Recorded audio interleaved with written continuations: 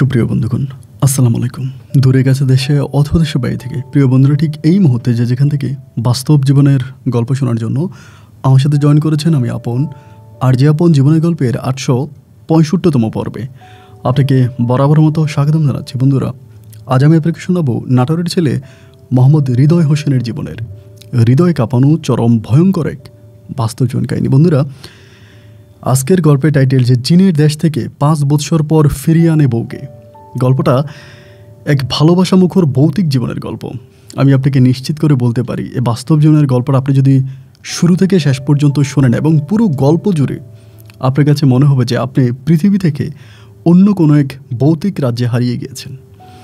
এতটাই ভালো লাগা এক বাস্তব জীবনের গল্প। বন্ধুরা, আমি আশা করব শুরু থেকে শেষ পর্যন্ত নাটোরের ভাই হৃদয় হোসেনের জীবনের এই বাস্তব গল্পটা শুরু থেকে শেষ পর্যন্ত আপনারা আমার মুখ থেকে শুনবেন এবং গল্প শেষে হৃদয় ভাইকে আপনার মতো করে একটা মন্তব্য কমেন্ট বক্সে লিখবেন। ধন্যবাদ সবাইকে। সুপ্রিয় বন্ধুগণ, আসসালামু আলাইকুম। আমরা মোহাম্মদ হৃদয় হোসেন, আমার বাড়ি নাটোর। বন্ধুগণ, আমি আমার জীবনের গল্পটা শুরু করার শুরুতে আপনাদেরকে আমার পরিবারের ব্যাপারে জানিয়ে রাখি। আমার পরিবারে আমি আছি, আমার বাবা আছে, মা আছে, রয়েছে আমার দাদা দাদি সহ আমার পুপি। এছাড়া আমাদের পরিবারে রয়েছে আমার বড় একটা ভাই। আমরা টোটাল 2 ভাই, আমাদের কোনো বোন নেই। আমাদের পরিবারটা নাটোর শহর থেকে অনেক দূরে কোনো এক ছোট্ট গ্রামের এক নিম্ন মধ্যবিত্ত কবিরাজ পরিবার এবং আমাদের যে গ্রামটা এটা কবিরাজ গ্রাম, আমাদের যে বাড়িটা এটা কবিরাজ বাড়ি নামে পরিচিত। আমার সেই কবিরাজি হচ্ছে আমার দাদা নাম করে একজন অনেক বড় কবিরাজ, এবং বাংলাদেশ সহ বিভিন্ন জায়গা থেকে মানুষজন আমার দাদার কাছে আসে বিভিন্ন রোগের চিকিৎসা সেবার জন্য। রোগ বালাই সহ কুফুরি, তাবিজ, তুমান থেকে শুরু করে জিনভূতের হাত থেকে রক্ষা করা সমস্ত রকমের প্যারানর্মাল কাজগুলো আমার দাদা করতো। আমার দাদাকে আমাদের এলাকার মানুষজন অনেক সম্মান করতো, ভালোবাসতো। এরকম করে আমার শৈশবের দিনগুলো কাটে। আর আমার জীবনের বেশিরভাগ সময়টাই আমার দাদার সাথে আমি কাটিয়েছি। কারণ আমি যখন একটু একটু করে বড় হই, আমি দেখতে নাকি অনেক সুন্দর ছিলাম, এবং অতিরিক্ত সুন্দর থাকার কারণে আমার দাদা বেশিরভাগ সময় তার বৈঠকখানায় আমাকে নিয়ে বসতো। আমার বড় ভাইয়া দেখতে অতটা ভালো ছিল না, যার জন্য বড় ভাই আমার দাদার কথাও শুনতো না। দাদা আমাকে মাঝে মাঝে ছোটো ছোটো কোনো কাজের উপদেশ দিলে আমি এগুলো খুব সাথে সাথে করতাম। এরকম কাজগুলো করার কারণে আমি খুব কম সময়ের ভিতরে আমার দাদার মনের মণিকোঠায় পৌঁছে যাই। দাদা আমাকে অনেক আদর করে, যত্ন করে, ভালোবাসে। ছোটোবেলা থেকে দাদার অনেক স্বপ্ন ছিল যে তিনি আমাকে মাদ্রাসায় পড়াশোনা করাবে, মাদ্রাসার শিক্ষায় তিনি আমাকে শিক্ষিত করবে। একইভাবে দাদা আমাকে আমাদের এলাকারই একটা মাদ্রাসায় ভর্তি করায়। কবিরাজের নাতি হিসাবে ওই মাদ্রাসার সমস্ত শিক্ষক শিক্ষিকা, ছাত্রছাত্রী সবাই আমাকে অনেক ভালোবাসত। কবিরাজের নাতির এক নামে আমি ওই এলাকাতে পরিচিত ছিলাম। এরকমও হইতো যে আমি মাদ্রাসা থেকে আসতেছি, কোনো একটা রিক্সা যাচ্ছে, রিক্সার মধ্যে অন্য কোনো যাত্রী যদিও বসে থাকতো, তারা নেমে গিয়ে আমাকে রিক্সায় উঠতে দিত। কবিরাজের নাতি বললে এক কথায় 7 খুন মাপ, এমন অবস্থা ছিল। এরকম করে যেতে যেতে আমার বয়স তখন প্রায় 9 থেকে 10 বছরের কাছাকাছি। তখন কিন্তু আমার আব্বু তেমন কিছু করতো না, কারণ আমার দাদা যে পরিমাণে টাকা ইনকাম করতো ওই টাকা দিয়ে আমাদের গোটা পরিবারটা চলে যেত। 9 থেকে 10 বছরের বয়সে একদিন আমি ঘুম থেকে উঠি প্রায় সকাল 7:30টার দিকে। ঘুম থেকে ওঠার পরে দেখি আমার দাদার বৈঠকখানার সামনে একজন মহিলা অঝরে কান্না করছে এবং বারবার বলছে যে আপনার পায়ে ধরি, আপনি আমাকে বাঁচান, এবং এটা বলে কান্না করতেছে। এরকম কান্না করা অবস্থা দেখার পরে আমি তখন বেরোয়ে দেখলাম যে ওই মহিলার পাশে তার একটা মেয়েও আছে। বাট ওই মেয়েটাকে তিনি একটা বিছনা চাদর গায়ে দিয়ে রাখছে, এবং চাদরটার মধ্যে কিছু কিছু রক্তর ফোঁটা পড়ে আছে, মানে রক্ত মাখা। এটা দেখার পরে আমার ভিতর তখন ভয় ঢুকে গেল। কিরে, দাদার বৈঠকখানার সামনে এরকম বিছনা চাদর মোড়ানো এক মেয়ে, আবার চাদরের মধ্যে মনে হলো রক্তের দাগ লেগে আছে। আমার ভিতরে কিছুটা ভয় লাগলো। 9-10 বছরের মানুষ তো, অনেক তো বুদ্ধিশুদ্ধি হয় না, অনেক বয়স হয়নি। পরে আস্তে আস্তে দাদার রুমের দিকে গেলাম, মানে বৈঠকখানায় গেলাম, দেখি দাদা বসে আছে, সাথে আরও 2-3 জন মানুষ আছে। তো আমি যাওয়ার পরে দাদা আমার বললো, আমার নাতি উঠছে রে, আয় এদিকে। আমাকে টান দিল দাদার কাছে, আমি দাদার কোলে গিয়ে বসলাম। বসার পরে ওই মানুষগুলো আস্তে আস্তে চলে যাচ্ছে। 2 জন ছিল। আমি তখন দাদাকে জিজ্ঞেস করলাম, দাদা, একটা মহিলা বাইরে কান্না করছে, এবং মহিলাটা কান্না করে বলতেছে যে আপনি আমাদের জীবন বাঁচান, এটা বলে কান্না করতেছে। আপনি মহিলাটাকে মহিলা কান্না করতেছে কেন? আপনি কেন মহিলাকে উপকার করতেছেন না? আপনি তো অনেক মানুষের উপকার করেন। আমার দাদা বলে, জীবন বাঁচানো ফরজ, সুতরাং আমি এই ফরজ কাজটা না করব, তুই কি চাস? আমি বললাম যে দাদা, আমি তো বুঝি না। আমার দাদা বলে, আমি যদি কখনো মরেও যাই, আমার কবিরাজি তুই তুই আমার ভবিষ্যৎ কবিরাজ, যার জন্য আমি তোর কাছে কথাগুলো বলি, তুই শোন। আমি বললাম ঠিক আছে বলে। দাদা আমাকে তখন বলতেছে যে ওই মহিলাটার সাথে একটা মেয়ে দেখতে পাইছিস? আমি বলি হ্যাঁ।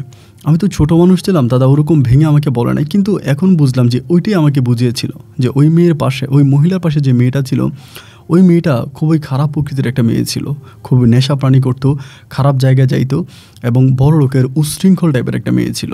তো উশৃঙ্খল থাকার কারণে এই মেয়েটার উপরে একটা কালো জিন ভর করে, খুবই মারাত্মক একটা কালো জিন ভর করে এবং ওই জিনটা জিনের সর্দার। জিন তো শুধু নয়, তিনি জিনের সর্দার এবং ওই জিনের সর্দারটা মেয়েটা এরকম বেপরোয়া জীবন পরিচালনা করার জন্য এই জিনের সর্দারটা প্রতি রাতে মেয়ের কাছে আসে। মেয়ের প্রতি তার খারাপ নজর গিয়েছে এবং খারাপ নজর যাওয়ার কারণে এই মেয়েটাকে সে প্রতি রাতে এসে মেয়েটার সাথে খারাপ সম্পর্ক করে। আমি তখন দাদাকে বললাম যে ওহ দাদা, এটা তো বড় খারাপ কাজ, মানুষের উপরে জিনের আক্রমণ। দাদা বলে হ্যাঁ, এই জিনটা আসে এবং প্রতিনিয়ত এই মেয়েটার সাথে খারাপ সম্পর্ক করে যাচ্ছে। প্রতিটা রাতে মেয়েটা ঘুমাতে পারে না এবং সকালে যখন সে উঠে তার বিছানার মধ্যে সে সবসময় রক্ত পায়। তো আমি বললাম যে তারপর? দাদা আমাকে বলে এরপর এই মহিলা অনেকবার আমার কাছে আসছিল, এর আগেও তার মেয়েকে নিয়ে, বাট আমি অনেকভাবে চেষ্টা করেছি জিনটাকে সরানোর জন্য, কিন্তু কোনোভাবেই সরাইতে পারি না। এই জিনটাকে সরাতে হলে একটা মাত্র রাস্তা আমার কাছে খোলা আছে, আমি জিনটাকে মেরে ফেলতে পারবো। যদি জিনটাকে আমি মেরে ফেলি তবে মেয়েটাকে আমি বাঁচাইতে পারবো, কিন্তু জিনটাকে যদি আমি মেরে ফেলি, এই জিনের যে বংশধর আছে তারা আমাদের পুরো বংশকে নির্বংশ করে দিবে। তো এই জন্য আমি জিনটাকে হত্যা করতে চাই না এবং মহিলাকে বললাম যে আপনি অন্য কবিরাজের কাছে যান। মহিলা অন্য অনেক কবিরাজের কাছে গিয়েছে এবং প্রত্যেকটা কবিরাজ তাদের নিজের জীবন বাঁচানোর জন্য এই মহিলাকে সাহায্য সহযোগিতা করে নেই, যার জন্য মহিলা আমার ঘরের দরজায় সেরকম করে কান্না করতেছে। আমি কি করব তুই বল। আমি তখন দাদার মুখের দিকে তাকিয়ে বললাম, দাদা তুমি কি করবো? মানে তুমি অবশ্যই ওই মেয়েটাকে সাহায্য করবা, এতে যদি আমরা সবাই মরেও যাই তাতেও কিছু যায় আসে না। আমি খুব ছোট মানুষ ছিলাম, তারপরও দাদাকে বললাম যে জন্ম মৃত্যু তো আল্লাহর হাতে, মাদ্রাসার হুজুর আমাকে বলেছে, সুতরাং কেউ কারো মৃত্যু দিতে পারে না। তুমি এই মেয়েটার উপকার করো, হয়তো এই মেয়েটার উপকার করার উসিলায় আল্লাহ হয়তো আমাদের সবাইকে আরও হায়াত বাড়াই দিতে পারে। এই কথাটা বলা মাত্রই দাদা আমাকে বুকে জড়িয়ে ধরলো, ধরে বলে এজন্যই তো বলি যে আমি মরে গেলে তুই হবি আমার ভবিষ্যৎ কবিরাজ, আমার এলাকায় তুই কবিরাজি করবি, আমার নাম ডাক তুই রাখবি, আমাদের গ্রামের নাম, আমাদের বাড়ির নাম তোর মুখে অক্ষয়িত থাকবে। আমি তখন বললাম ঠিক আছে দাদা, তাহলে কি ওই মহিলাকে আসতে বলবো? দাদা বলে যা মহিলার আসতে বল। পরে ওই মহিলা এবং মহিলার মেয়ে দুজনে আসছে। মহিলার মেয়েটা তখন এরকম দরপর করে কাঁপতেছিল, তার গায়ে তেমন কোনো পোশাক আশাক ছিল না, শুধুমাত্র ওই একটা চাদর গায়ের মধ্যে জড়ানো ছিল। আমার দাদা আমাকে বললো, নাতি তুই চলে যা, এখন আর আসিস না, 2 ঘন্টা ধরে আসবি না। না 2 ঘন্টা না, আমি 2 ঘন্টা ধরে এই মেয়ের উপরে জিন চালান করব এবং অন্য জিনদেরকে আমি এখানে হাজির করব, তাদের সাথে বৈঠক করব এবং বৈঠক করে যদি ওই জিনের সর্দারকে অন্য জিনেরা বোঝাতে পারে তাহলে ভালো, তা না হলে আমি এই জিনটাকে হত্যা করব। আমি তখন বললাম ঠিক আছে দাদা, আমি তখন গেলাম। এটা বলা মাত্র আমি তখন দাদার ওখান থেকে বেরিয়ে চলে আসলাম। বেরিয়ে চলে আসার পরে অনেক দেখলাম যে মানে ওই দাদার ঘরের ভিতরে প্রচুর মানুষ কথাবার্তা বলতেছে। আমি তো দেখে আসলাম ওই মহিলা এবং মহিলার মেয়ে আর আমার দাদা 3 জন মানুষে বসেছিল, মানে 3 জন মানুষ ওখানে ছিল। কিন্তু এখন যখন আমি ঘর থেকে বেরিয়ে গেলাম কিছুক্ষণ পরে মনে হলো একটা বাজারের মধ্যে যে পরিমাণ মানুষের গনগন গনগন গনগন শব্দ শোনা যায় না, এরকম মনে হলো যেন অনেকগুলো মানুষ একসাথে বসে কোনো একটা মিটিং করতেছে, অনেকগুলো মানুষ বসে একসাথে, এরকমটা শুনতে পাচ্ছি এবং আমার ভিতর তখন অনেক ভয় ঢুকেছে। আমি তখন দাদির ঘরে যাই, দাদিও আমাকে বলে ওই রুমের দিকে যাইস না, ওই বাড়ির দিকে যাইস না, ওই ঘরে যাইস না, তোর দাদা এখন জিন হাজির করছে, অনেক জিনেরা আসছে তোর ক্ষতি করতে পারে। এবং দাদা সবাইকে বলে দিছে, আমাকে বললো এবং দাদাও নিজে এসে বললো যা মানে ঘর থেকে যেখানে কেউ বের না হয় আর কি, অন্তত 1-2 ঘন্টা যাতে কেউ বের না হয়, আমার মা বাবা সবাইকে এবং আমার বড় ভাইকে সবাইকে ঘরের ভিতর থাকতে বলছে। তো আমরা সবাই ঘরের ভিতরে আসি।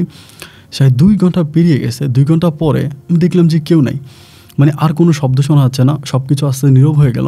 এবার আমার মা গেছে, মা যেয়ে দেখতেছে দাদা ভাই নাই।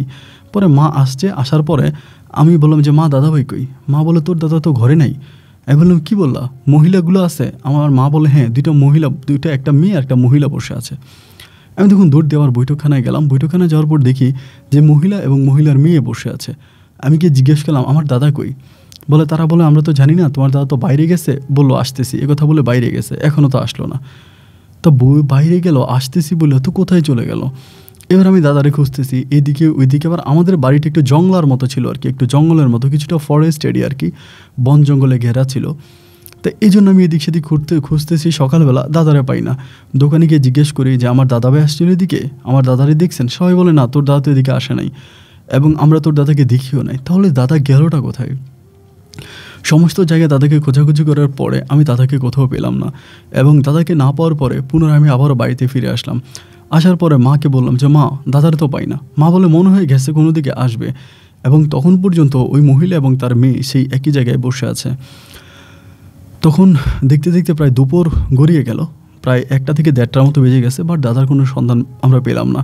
এবং 1-1:30টার পরে এরকম আমার মতো করে তখন আমার মা, দাদি সহ প্রত্যেকের মাথায় তখন টেনশন ঢুকে গেল, মানে সবাই তখন চিন্তায় পড়ে গেল যে আয় হায়, এটা কী ধরনের কথা, উনি কোথায় গেল? তখন আমার দাদি এবং আমার বাবা বেরোয় মহিলাকে জিজ্ঞেস করে যে কী ব্যাপার, আমার বাবা কোথায় গেল? আমার আব্বা জিজ্ঞেস করে মহিলাকে। মহিলা বলে, বাবারে আমরা কিছু বলতে পারবো না, আমরা তো দুজনেই বসে আছি। তিনি এখানে বসার পরে তিনি চোখ বন্ধ করে অনেকক্ষণ ধরে থাকার পরে তিনি আমাদেরকে ইশারা দিল, আমাকে আর মেয়েকে এরকম ইশারা দিল বসার জন্য। বসার জন্য কথা বলে তিনি বাইরে চলে গেছে, মানে বাইরে দিয়ে গেছে। তো আমরা তখন বললাম যে এখানে অনেক মানুষের কথা শোনা গেল, মনে হলো যেন অনেক মানুষের রুমের ভিতরে কেউ কি ছিল? মহিলা বলে, না না না, এই রুমের ভিতরে আমি আর আমার মেয়ে ব্যতীত কেউ তো ছিল না, আর আমরা তো কোনো মানুষের কথাও শুনি নাই। তখন আমার দাদি আর আমার বাবা তো বুঝেই যে আমার দাদা যেহেতু এই ধরনের কাজ কারবার করে, একজনে একটা দেখে আরেকজনে আরেকটা দেখে, বিষয়গুলো এরকম। আমার দাদি আর আমার বাবা তখন ঘর থেকে বেরোওয়ার পরে আমি তখন তাদের সাথে আছি। আমার মা তখন কান্নাকাটি করতেছে দাদার জন্য। তো আমার দাদি তখন কান্না করতেছে, আব্বু তখন বেরোইলো খোঁজার জন্য, আমাদের মসজিদের হুজুরের কাছে গেল, আমাকে নিয়েই গেল। এবং হুজুরেও তখন বলতেছে, আপনার আব্বাকে আমি খুঁজবো কেমন করে, তিনি এত বড় কবিরাজ, আসবে কোথাও থেকে?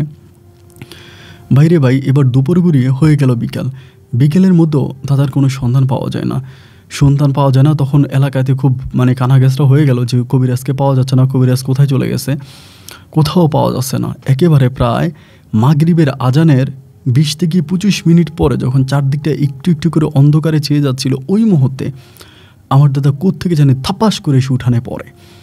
আমাদের সবার সামনেই, প্রায় আমরা সবাই বসে আছি বারান্দায়, থাপাস করে কোত্থেকে জানি পড়ে। দাদার গায়ে পুরা কাদা মাখা, মনে হয় যেন মানে কাদা মাটিতে, আপনার গ্রামের মানুষ যারা আছেন তারা বুঝবেন, গ্রামের মাটিতে হাল চাষ করলে মাটিতে যেরকম করে মানুষের গায়ে কাদা লাগে না, এরকমভাবে পুরো শরীরে কাদা মাখা অবস্থায় দাদা তখন উঠানের মধ্যে পড়লো এবং পড়ে ডাকাডাকি শুরু করছে আমার দাদিকে। দাদি, বাবা, পরিবারের সব মানুষ গিলিয়ে তখন দাদাকে ধরলাম।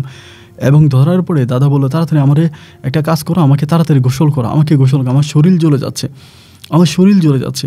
এরপরে দাদা তাড়াতাড়ি আমরা সবাই কল পানি নিয়ে গেলাম এবং চিপে দাদাকে গোসল করালাম। এবার দাদার প্রচণ্ড রকমের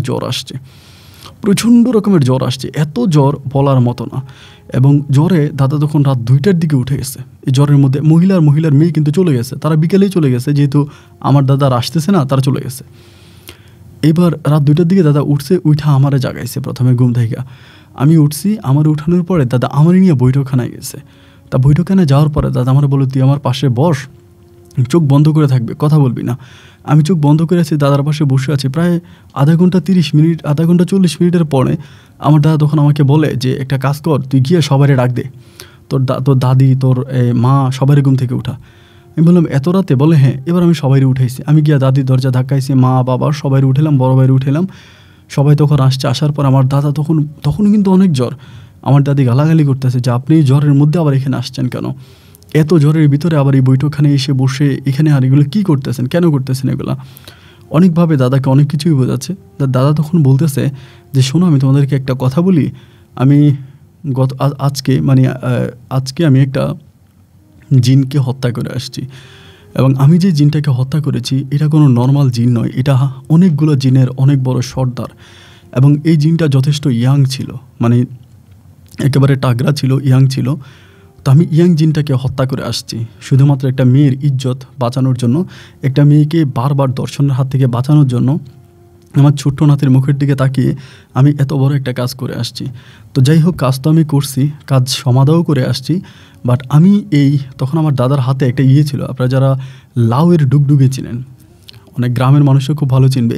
একটা লাউ যখন অনেক বড় হয়, পেকে যায়, তখন এই লাউটা কেটে এটাকে রাখা হয়, মানে কোনো কিছু কারণে জাস্ট কেটে রেখে দেওয়া হয়, মুখটা কেটে। তো এরপরে লাউটা অনেকটা মানে শক্ত হয়ে যাওয়ার পরে ভিতরের যেই লাউয়ের যে মাংসগুলো থাকে এগুলো তখন বের করে ফেলে, এবং বের করে যে মানে খোসাটা থাকে এটাকে লাউয়ের খোসা বলে বা ডুগডুগে বলে। এই ডুগডুগিটা আমার দাদা তখন করলো কি, প্লাস্টিক দিয়ে মুখটা বহু শক্ত করে বাঁধলো এবং প্লাস্টিকের মুখে 2-3টা তাবিজ দিয়া এটা বেঁধে রাখছে। বেঁধে রাখার পরে ওই ডুগডুগিটা তখন আমার দাদা কী করলো, আমার দাদির হাতে দিল। দাদির হাতে দিয়ে বলল যে এই ডুগডুগিটা এখানে মাটি কর, মানে দাদা যে ঘরে থাকতো বললো এই ঘরের মাটি কর এবং মাঝ ঘরের মাটি করে গর্ত করে এই গর্তের ভিতরে এটা রাখ, এবং আমি যদি কখনো মরেও যাই, তোরা যদি কখনো বিল্ডিং করিস বা ঘরদোর উন্নত করিস, এই জিনিসটাকে ফেলবি না, এই জিনিসটাকে আরও ভিতরে ঢুকে রাখবি, আমার বাড়ির ভিতরে এই জিনিসটাকে রাখবি, বাড়ির বাইরে নিবি না। এই কথা বলার পরে একইভাবে আমরা তখন গর্ত করি, সবাই গর্ত করার পরে গর্তের ভিতরে এই জিনিসটাকে রাখি। রাখার পরে উপরে মাটি দিয়ে দিই, এবং মাটি দেওয়ার পরে ওই যে আমার দাদার জ্বর উঠে, এরপরে আমার দাদা জ্বরে এত পরিমাণের আক্রান্ত হয়ে পড়ে, মানে যত ডাক্তারের কাছে নিয়ে যাচ্ছি, কত জায়গায় নিয়ে যাচ্ছি, কিন্তু আমার দাদার জ্বর আর ভালো হয় না। দীর্ঘ প্রায় 1 মাসের মতো এই জ্বর নিয়েই আমার দাদা দুনিয়া ত্যাগ করে মারা যায়। প্রায় 1 মাস পরে জ্বরে ভুগতে ভুগতে দাদা একটা সময় মারা যায়, এবং দাদা মারা যাওয়ার পর আমাদের পরিবারটা পুরো শুনশান হয়ে পড়ে। দাদার মৃত্যুর প্রায় 15-20 দিন পর্যন্ত আমার কাছে মনে হয় যে আমাদের পরিবারটার ভিতরে কেমন জানি একটা ভয় বৃত্তির মতো ছিল, মনে হয় যেন একটা চাপা কেমন কি একটা জিনিস আছে, খুব ভয়ের মধ্যে আমরা সবাই ছিলাম। যাই হোক, দাদা মরে গেল, দাদাকে দাফন কাফন করলাম। তখন আমার আব্বু আস্তে আস্তে কাজ টাজ করতে শুরু করে পরিবারে। তখন আমি, আমার দাদি, আমার মা এবং হচ্ছে আমার বড় একটা ভাই। বড় ভাই আসলে একটু অন্যরকম ছিল, কোনো কাজ টাজ করতো না, একটু ভিন্নভাবে চলাফেরা করতো, আব্বুর সাথে থাকতো বেশিরভাগ সময়। তো আমি তখন মাদ্রাসায় পড়াশোনা করতে করতে একটা সময় আমি আলেম পরীক্ষা দিই, এবং আমি আসলে আলেম পরীক্ষা দেওয়ার সময় আমার পরীক্ষা সবই ভালো ছিল, বাট আমি আলেমে ফেল করি। এদিক দিয়ে অনেকগুলো বছর কিন্তু কেটে যায়। বাট এই বছরে আমাদের অনেক মানুষজন আসে আমাদের বাড়িতে যে এটা ওইটার জন্য, বাট কোনোভাবে আর আমার মানে কোনো চিকিৎসা আমার দাদা তো করতে, মানে আমার বাবাও রেগুলার করে নাই, আমার বড় ভাইয়া রেগুলার করে নাই, সব বন্ধ করে দিচ্ছে। মানুষ আসলে আমরা মানুষকে না করে দিতাম যে দাদা ভাই মারা গেছে, আপনারা আইসেন না। এরপর একটা পর্যায়ে মানুষ আসতো না। তো এসএসসি পরীক্ষায় ফেল করার পরে, মানে এসএসসি বলতে আলেম পরীক্ষায় ফেল করার পরে বেশিরভাগ সময় আমি বন্ধু বান্ধবের সাথে আড্ডা মারতাম, এইখানে ওইখানে ঘুরতাম, কোনো সময় কাটাইতাম আর কি, ফাইজলামি করতাম। এরকম করতে করতে আমাদের এখানে একটা দিঘি আছে। তো দিঘিটা একটা অনেক দূরের একটা লোকের দিঘিটা ভাড়া নেয়, মানে ভাড়া বলতে লিজের উপরে নিয়ে যায়, মানে 5 বছরের লিজ নিয়ে যায়, এবং এই দিঘির মধ্যে তিনি বিভিন্ন ধরনের মাছের পোনা ফেলে এবং মাছ চাষ করে। তো দিঘিতে মাছ চাষ করার সময় দিঘিটা অনেক বড় ছিল, দিঘির চারপাশটাকে অনেক শক্ত করে বাধাই করে দিঘির চারপাশে যে গাছগুলো আছে গাছগুলোকে কেটে দিঘিটাকে অনেক সুন্দর করে তিনি তখন ওই দিঘির মধ্যে মাছ ফেলে। তো মাছ ফেলে মাছও তখন অনেক বড় হয়। একদিন হলো কি, আমি বিকেলবেলা ওই দিঘির পাড়ে আসছি, আসার পরে দেখলাম যে ট্রাক ভর্তি, মানে ট্রাক নিয়ে আসছে, এবং ট্রাক ভর্তি বোঝাই করা ট্রাকে করে তখন মাল নিয়ে যাচ্ছে, মানে মাছ নিয়ে যাচ্ছে। এক একটা মাছ, রুই মাছ, কাতল মাছ, বিভিন্ন মানে দেশীয় মাছ, এত সুন্দর লাগতেছিল। মাছগুলো দেখার পরে আমার ভিতরে মাছগুলোর জন্য লোভ লেগে গেছে। তো ওই সময় কিন্তু আমাদের পারিবারিক অবস্থা আগের মতো নাই। আমার দাদা বেঁচে থাকতে যেভাবে আমরা অনেক টাকা পয়সা ছিল মোটামুটি, বাট এখন কিন্তু খুব একটা নাই। আমার আব্বা ছোটোখাটো একটা ব্যবসা করে, আব্বার সাথে আমার ওই বড় ভাইয়া থাকে, মানে পারিবারিক অবস্থা আর অতটা ভালো না আর কি, খুব দুর্বল অবস্থার মধ্যে আমরা আছি। তো এই টাকা দিয়ে যে মাছটা কিনবো এরকমও সামর্থ্য নাই, যার জন্য মাছ কিনতে পারি নাই। তো ওই দিন রাতে হঠাৎ করে আমার কাছে মনে হলো যে আমি মাছ ধরবো দিঘি থেকে মাছ ধরবো, এটা বলে রাত 12টার দিকে আমি তখন বড়শি নিয়ে তখন দিঘির পাড়ে আসছি মাছ ধরার জন্য। তো বড়শি নিয়ে দিঘির পাড়ে আসছি, বড়শি ফেলছি, ফেলার পরে আমি বসে আছি, বড়শির যে লাঠিটা ছিল হাতে নিয়ে ওইটা, হঠাৎ করে একটা মাছ ধরলো। মাছটাও মোটামুটি অনেকটা বড়। মাছটা ধরার পরে মাছটা নিয়ে বাড়িতে আসছি। আসার পরে মা তখন যদিও আমাকে বকাবাধ্য করছে, তারপরে মাছটাকে টুইটা রান্না বান্না করছে। পরের দিন খুব পেট ভরে ভাত খাইলাম মাছ দিয়া, অনেক ভালো লাগছে। এরপরে আমি পুনরায় এরপরের দিন রাতে আমি আবারও একইভাবে বসে দিয়ে মাছ ধরার জন্য ওই দিঘির পাড়ে চলে গেলাম, এবং এটা আমি তখন কন্টিনিউ শুরু করলাম। এবার আমি মাছ ধরি, আমিও নেই, আমার পুপির বাড়িতেও পাঠাই, আমার নানার বাড়িতেও পাঠাই, বিভিন্ন জায়গায় আমি তখন মাছ পাঠাই, এবং আমি খুব সুন্দর একটা জায়গা তৈরি করি, যে জায়গায় আমি মাছ ধরবো আর কি, ওই জায়গায় মাছ ধরি। এরকম করে সপ্তাহখানিকের মতো আমি ওই দিঘির পাড়ে মাছ ধরি। সপ্তাহখানিক পরে একদিন রাত দুপুরে আমি মাছ ধরতেছি বড়শি দিয়ে। এমন সময় আমার কাছে মনে হলো আমি যেই পাড়ে মাছ ধরতেছি তার অন্য পাড়ে, মানে অপোজিট ওই পাড়ের ভিতরে অন্য কেউ একজন আমার মতো করে বড়শি পাইছে। কারণ একটু পর টর্চলাইটের যে ছোটো টর্চলাইটের আলোগুলো হয়, ওই টর্চলাইটের আলোগুলো মারতেছে, এবং বড়শি যে ফেলতেছে, বড়শি দিয়ে মাছ উঠাইতেছে, পানির একটা শব্দ হচ্ছে, এবং মনে হচ্ছে যে আমার মতো করে অন্য কেউ এখানে বড়শি দিয়ে মাছ ধরে। তো তো তখন আমি চিন্তা করলাম যে আমি যদি এখানে মাছ ধরি তাহলে ওই পারে মনে হয় অন্য কেউ মাছ ধরতেছে, অন্য কেউ মনে হয় বড়শি দিয়ে মাছ ধরতেছে। এই বিষয়টা তখন আমার কাছে মনে হলো। মনে হওয়ার পরে আমি তখন আমার বড়শির সিবাটা ওখানে রেখে ওইখান থেকে নামছি। নেমে তখন আস্তে আস্তে করে দিঘির পাড়টা তো ওঁচা ছিল, মানুষের ফসলি জমি আছে, ধান খেতে দিয়ে আস্তে আস্তে আস্তে আস্তে করে হেঁটে হেঁটে ওই পারে গেলাম। ওই পারে যাওয়ার পরে আমি যেটা ধারণা করলাম, ধারণা আসলেই ঠিক, কেউ একজন ওই পারে বড়শি বাইতে আছে। এবং আমি যখন চাঁদের আলো ছিল, মোটামুটি আধো আধো চাঁদের আলো, তো চাঁদের আলোতে আমি খুব খেয়াল করে দেখলাম যে যে বড়শি বাচ্ছে সে মূলত কোনো পুরুষ মানুষ না, এটা একটা মেয়ে। তো এই বাড়ির দিঘির এই পারে কিন্তু অন্য বাড়িঘরগুলা, মানে অনেকগুলো বাড়িঘর আছে এই পারে, তা ওই পারের থেকেই কোনো মেয়ে মনে হয় বড়শি বাইতে আছে, মানে আমি যেরকম চুরি করি এরকম মনে হয় চুরি করে। তাই আমি তখন মানে কোনো কিছু বললাম না, অনেকক্ষণ ধরে দেখতেছি। দেখার পর আমি চিন্তা করলাম যদি কথা না বলি, আর আমি যেই পারে বড়শি পাই এটা যদি এই মেয়ে টের পেয়ে যায়, তাহলে এই মেয়ে যদি কারো কাছে বলে দেয়, তাহলে এই মেয়ের ধরাও বন্ধ, আমার ধরাও বন্ধ। আর আরেকটা ব্যাপার হচ্ছে, এই যে মেয়েটা বড়শি পায়, আমাদের গ্রামে এত সাহসী মেয়ে তো আমি দেখি নাই, যে কিনা রাত 2টা বাজে এরকম একা একা বড়শি নিয়ে আসবে বড়শি পাওয়ার জন্য। না, এরকম মেয়ে তো আমি দেখি না আমাদের এলাকায়, এত সাহসী দুর্দান্ত সাহসী মেয়ে তো আমাদের এলাকাতে নাই। তাহলে এটা ভাই কে হতে পারে? মানে মনের ভিতর তখন এই প্রশ্নটা জাগলো যে এই মেয়েটা কে। তো লাগার পর আমি তখন পিছন থেকেই ডাক দিলাম, কে গো আপনি? এটা বলছে। বলার পরে আমার দিকে ফিরে তাকাইলো। বাইরে ভাই যখন আমার দিকে ফিরে তাকালো, আমার কাছে মনে হয় আসমানে তো একটা আধো আধো চাঁদ দেখাই যাচ্ছে, কিন্তু জমিনে যে চাঁদটা আমার সামনে বসে আছে এটা একেবারে আলোতে জল করছে। খুবই সুন্দর চেহারার একটা মেয়ে, একেবারে গোল মুখ, মানে মুখমণ্ডলটা একদম গোল, চাঁদের মতো সুন্দর। আমি তো দেখে অবাক, আমি কে আপনি? এটা বলে তস্তিপ দিলাম তার মুখের মধ্যে, এবং মুখটা জল করতেছে। এত সুন্দর মেয়ে আমি জীবনেও দেখি নাই। আমি তখন বললাম, আপনি কে? পরে আমার বলতেছে, আপনি কে? আমি বললাম যে আমি তো মাছ ধরতেছিলাম ওই পারে, আপনি এখানে কি করেন? পরে বলে আমিও মাছ ধরি। তাই আমি বলি, ও আচ্ছা, আপনি আমার মতো চোর? তা আমি এটা তখন হাসি দিল। যখন হাসি দিল আমি তার পাশে গিয়ে বসলাম। বসে আমি বললাম যে আমি তো আপনারে কখনো দেখি নাই, বা আমার তো মনে হয় না যে আপনি এই এলাকার মানুষ, আপনি কি? তা একটু বয়স্ক, মানে বয়স্ক বলতে আমার থেকেও মনে হয় একটু সিনিয়র হবে এরকম আর কি। পরে আমি বললাম, আপনি কি? পরে বলতেছে যে আমারে চিনবেন না, আমার নাম হচ্ছে সামিরা। আমি বললাম যে সামিরা, বাড়ি কই আপনার? পরে বলে আমার বাড়ি অনেক দূরে, এটা আমার খালার বাড়ি। মানে বাড়ির মানে দিঘির পিছনে যে বাড়িগুলা ওইখানে বলছে এটা আমার খালার বাড়ি। তাই আমি বললাম, এখানে আপনার খালার বাড়ি? এই বাড়ির থেকে সবাইরই আমি চিনি। তা এই বাড়ির আপনি কে? একবারে কোন বাড়িতে আসছেন আপনি? কার কাছে আসছেন? পরে বলতেছে, ফারিয়ারই চিনেন? আমি বললাম, হ্যাঁ চিনি। বলে আমি ফারিয়ার খালাতো বোন। তো আমি তখন বললাম, ও আচ্ছা আচ্ছা, ফারিয়ার খালাতো বোন, তাহলে হচ্ছে ঠিক আছে তাহলে আপনি ফারিয়ার খালাতো বোন? বলে হ্যাঁ আমি ফারিয়ার খালাতো বোন। আপনি যে ওইখানে মাছ ধরেন আমি তো দেখছি, কিন্তু আমি তো আপনাকে দেখতে যাই নাই, কিন্তু আপনি আমার কেন দেখতে আসছেন? আমি বললাম যে না, আমি অবাক হইলাম যে আমার মতো একটা চোর এখানে আছে, কিন্তু একটা বিষয় আমি বুঝলাম না যে আপনি এত সাহস নিয়ে কীভাবে রাত্রেবেলা এখানে মাছ ধরেন, তা আপনার ভয় লাগে না? এই মেয়ে আমাকে বলতেছে, আচ্ছা ঠিক আছে আমি মাছ ধরি, আমার ভয় লাগবে, তা আপনার ভয় লাগে না? আপনি তো ওই পারে মাছ ধরেন। আমি বললাম, হ্যাঁ ধরি, ঠিক আছে আমি ওই পারে ধরি, আপনি এই পারে ধরেন। এটা তো একটা ভয়ভীতির ব্যাপার, যে একটা মেয়ে মানুষ একটা ছেলে মানুষের মধ্যে পার্থক্য আছে না। পরে মেয়েটা আমাকে বলতেছে যে না আমি ভয় পাই না। তখন আমার নিজের কাছে নিজে মনে হলো যে এরকম অনেক মেয়েরা আছে যারা ছেলেদের চেয়ে আরও বেশি সাহসী হয়। মেয়েটা হয়তো তার অনেক সাহস আছে, এই জন্য সেই অনেক সাহসী। তাই আমি বললাম, আচ্ছা ভালো কথা, ধরেন আমি চলে যাই। তাই আমি বললাম, আপনি কি প্রত্যেক দিনই ধরবেন? বলে হ্যাঁ, আমি খালামার বাসায় আসে বা খালামার বাড়িতে আসি মাসখানিক, তা প্রতিদিনই ধরবো, আর আমি তো অনেক দিন ধরে ধরি। আমি বললাম, বাপরে ভাই তো প্রফেশনাল চোর। তা এই কথা বলে আমি তখন আবার ওইখান থেকে আমি আমার পাশে চলে আসছি। এসে আমি চিন্তা করতেছি, আচ্ছা আমি যে এই পারে ধরি, মেয়েটা ওই পারে ধরে, দুইজন দুই পারে ধরতেছি, যদি কখনো কোনো পাহারাদার বা পুকুরে যারা মাছ ফেলছে তারা যদি আসে, তাহলে দুইজন দুই পারে, মানে দুই জায়গায় সন্দেহ করে বসবে। আর মেয়েটা অনেক সুন্দর, আমি দেখি না তার পাশে গিয়ে বড়শি বাইতে পারি কিনা। মানে মনের ভিতরে একটু শয়তানি বুদ্ধি জাগলো আর কি। জাগার পরে আমি তখন বড়শিটা নিয়ে, আমার ডুলাটা নিয়ে ওই পারে চলে গেছি, মেয়েটার পারে। যাওয়ার পরে আমি বললাম যে কিছু মনে করবেন না সামিরা, আমি আপনার এই দিক দিয়ে বড়শি ফেলবো। পরে আমার বলতেছে, ভালোই তো, ফেলেন, সমস্যা কি, দুজনে একসাথে ধরি। তো আমি তখন বড়শি ফেলছে, ও বড়শি ওর মতো করে মাছ ধরতেছে।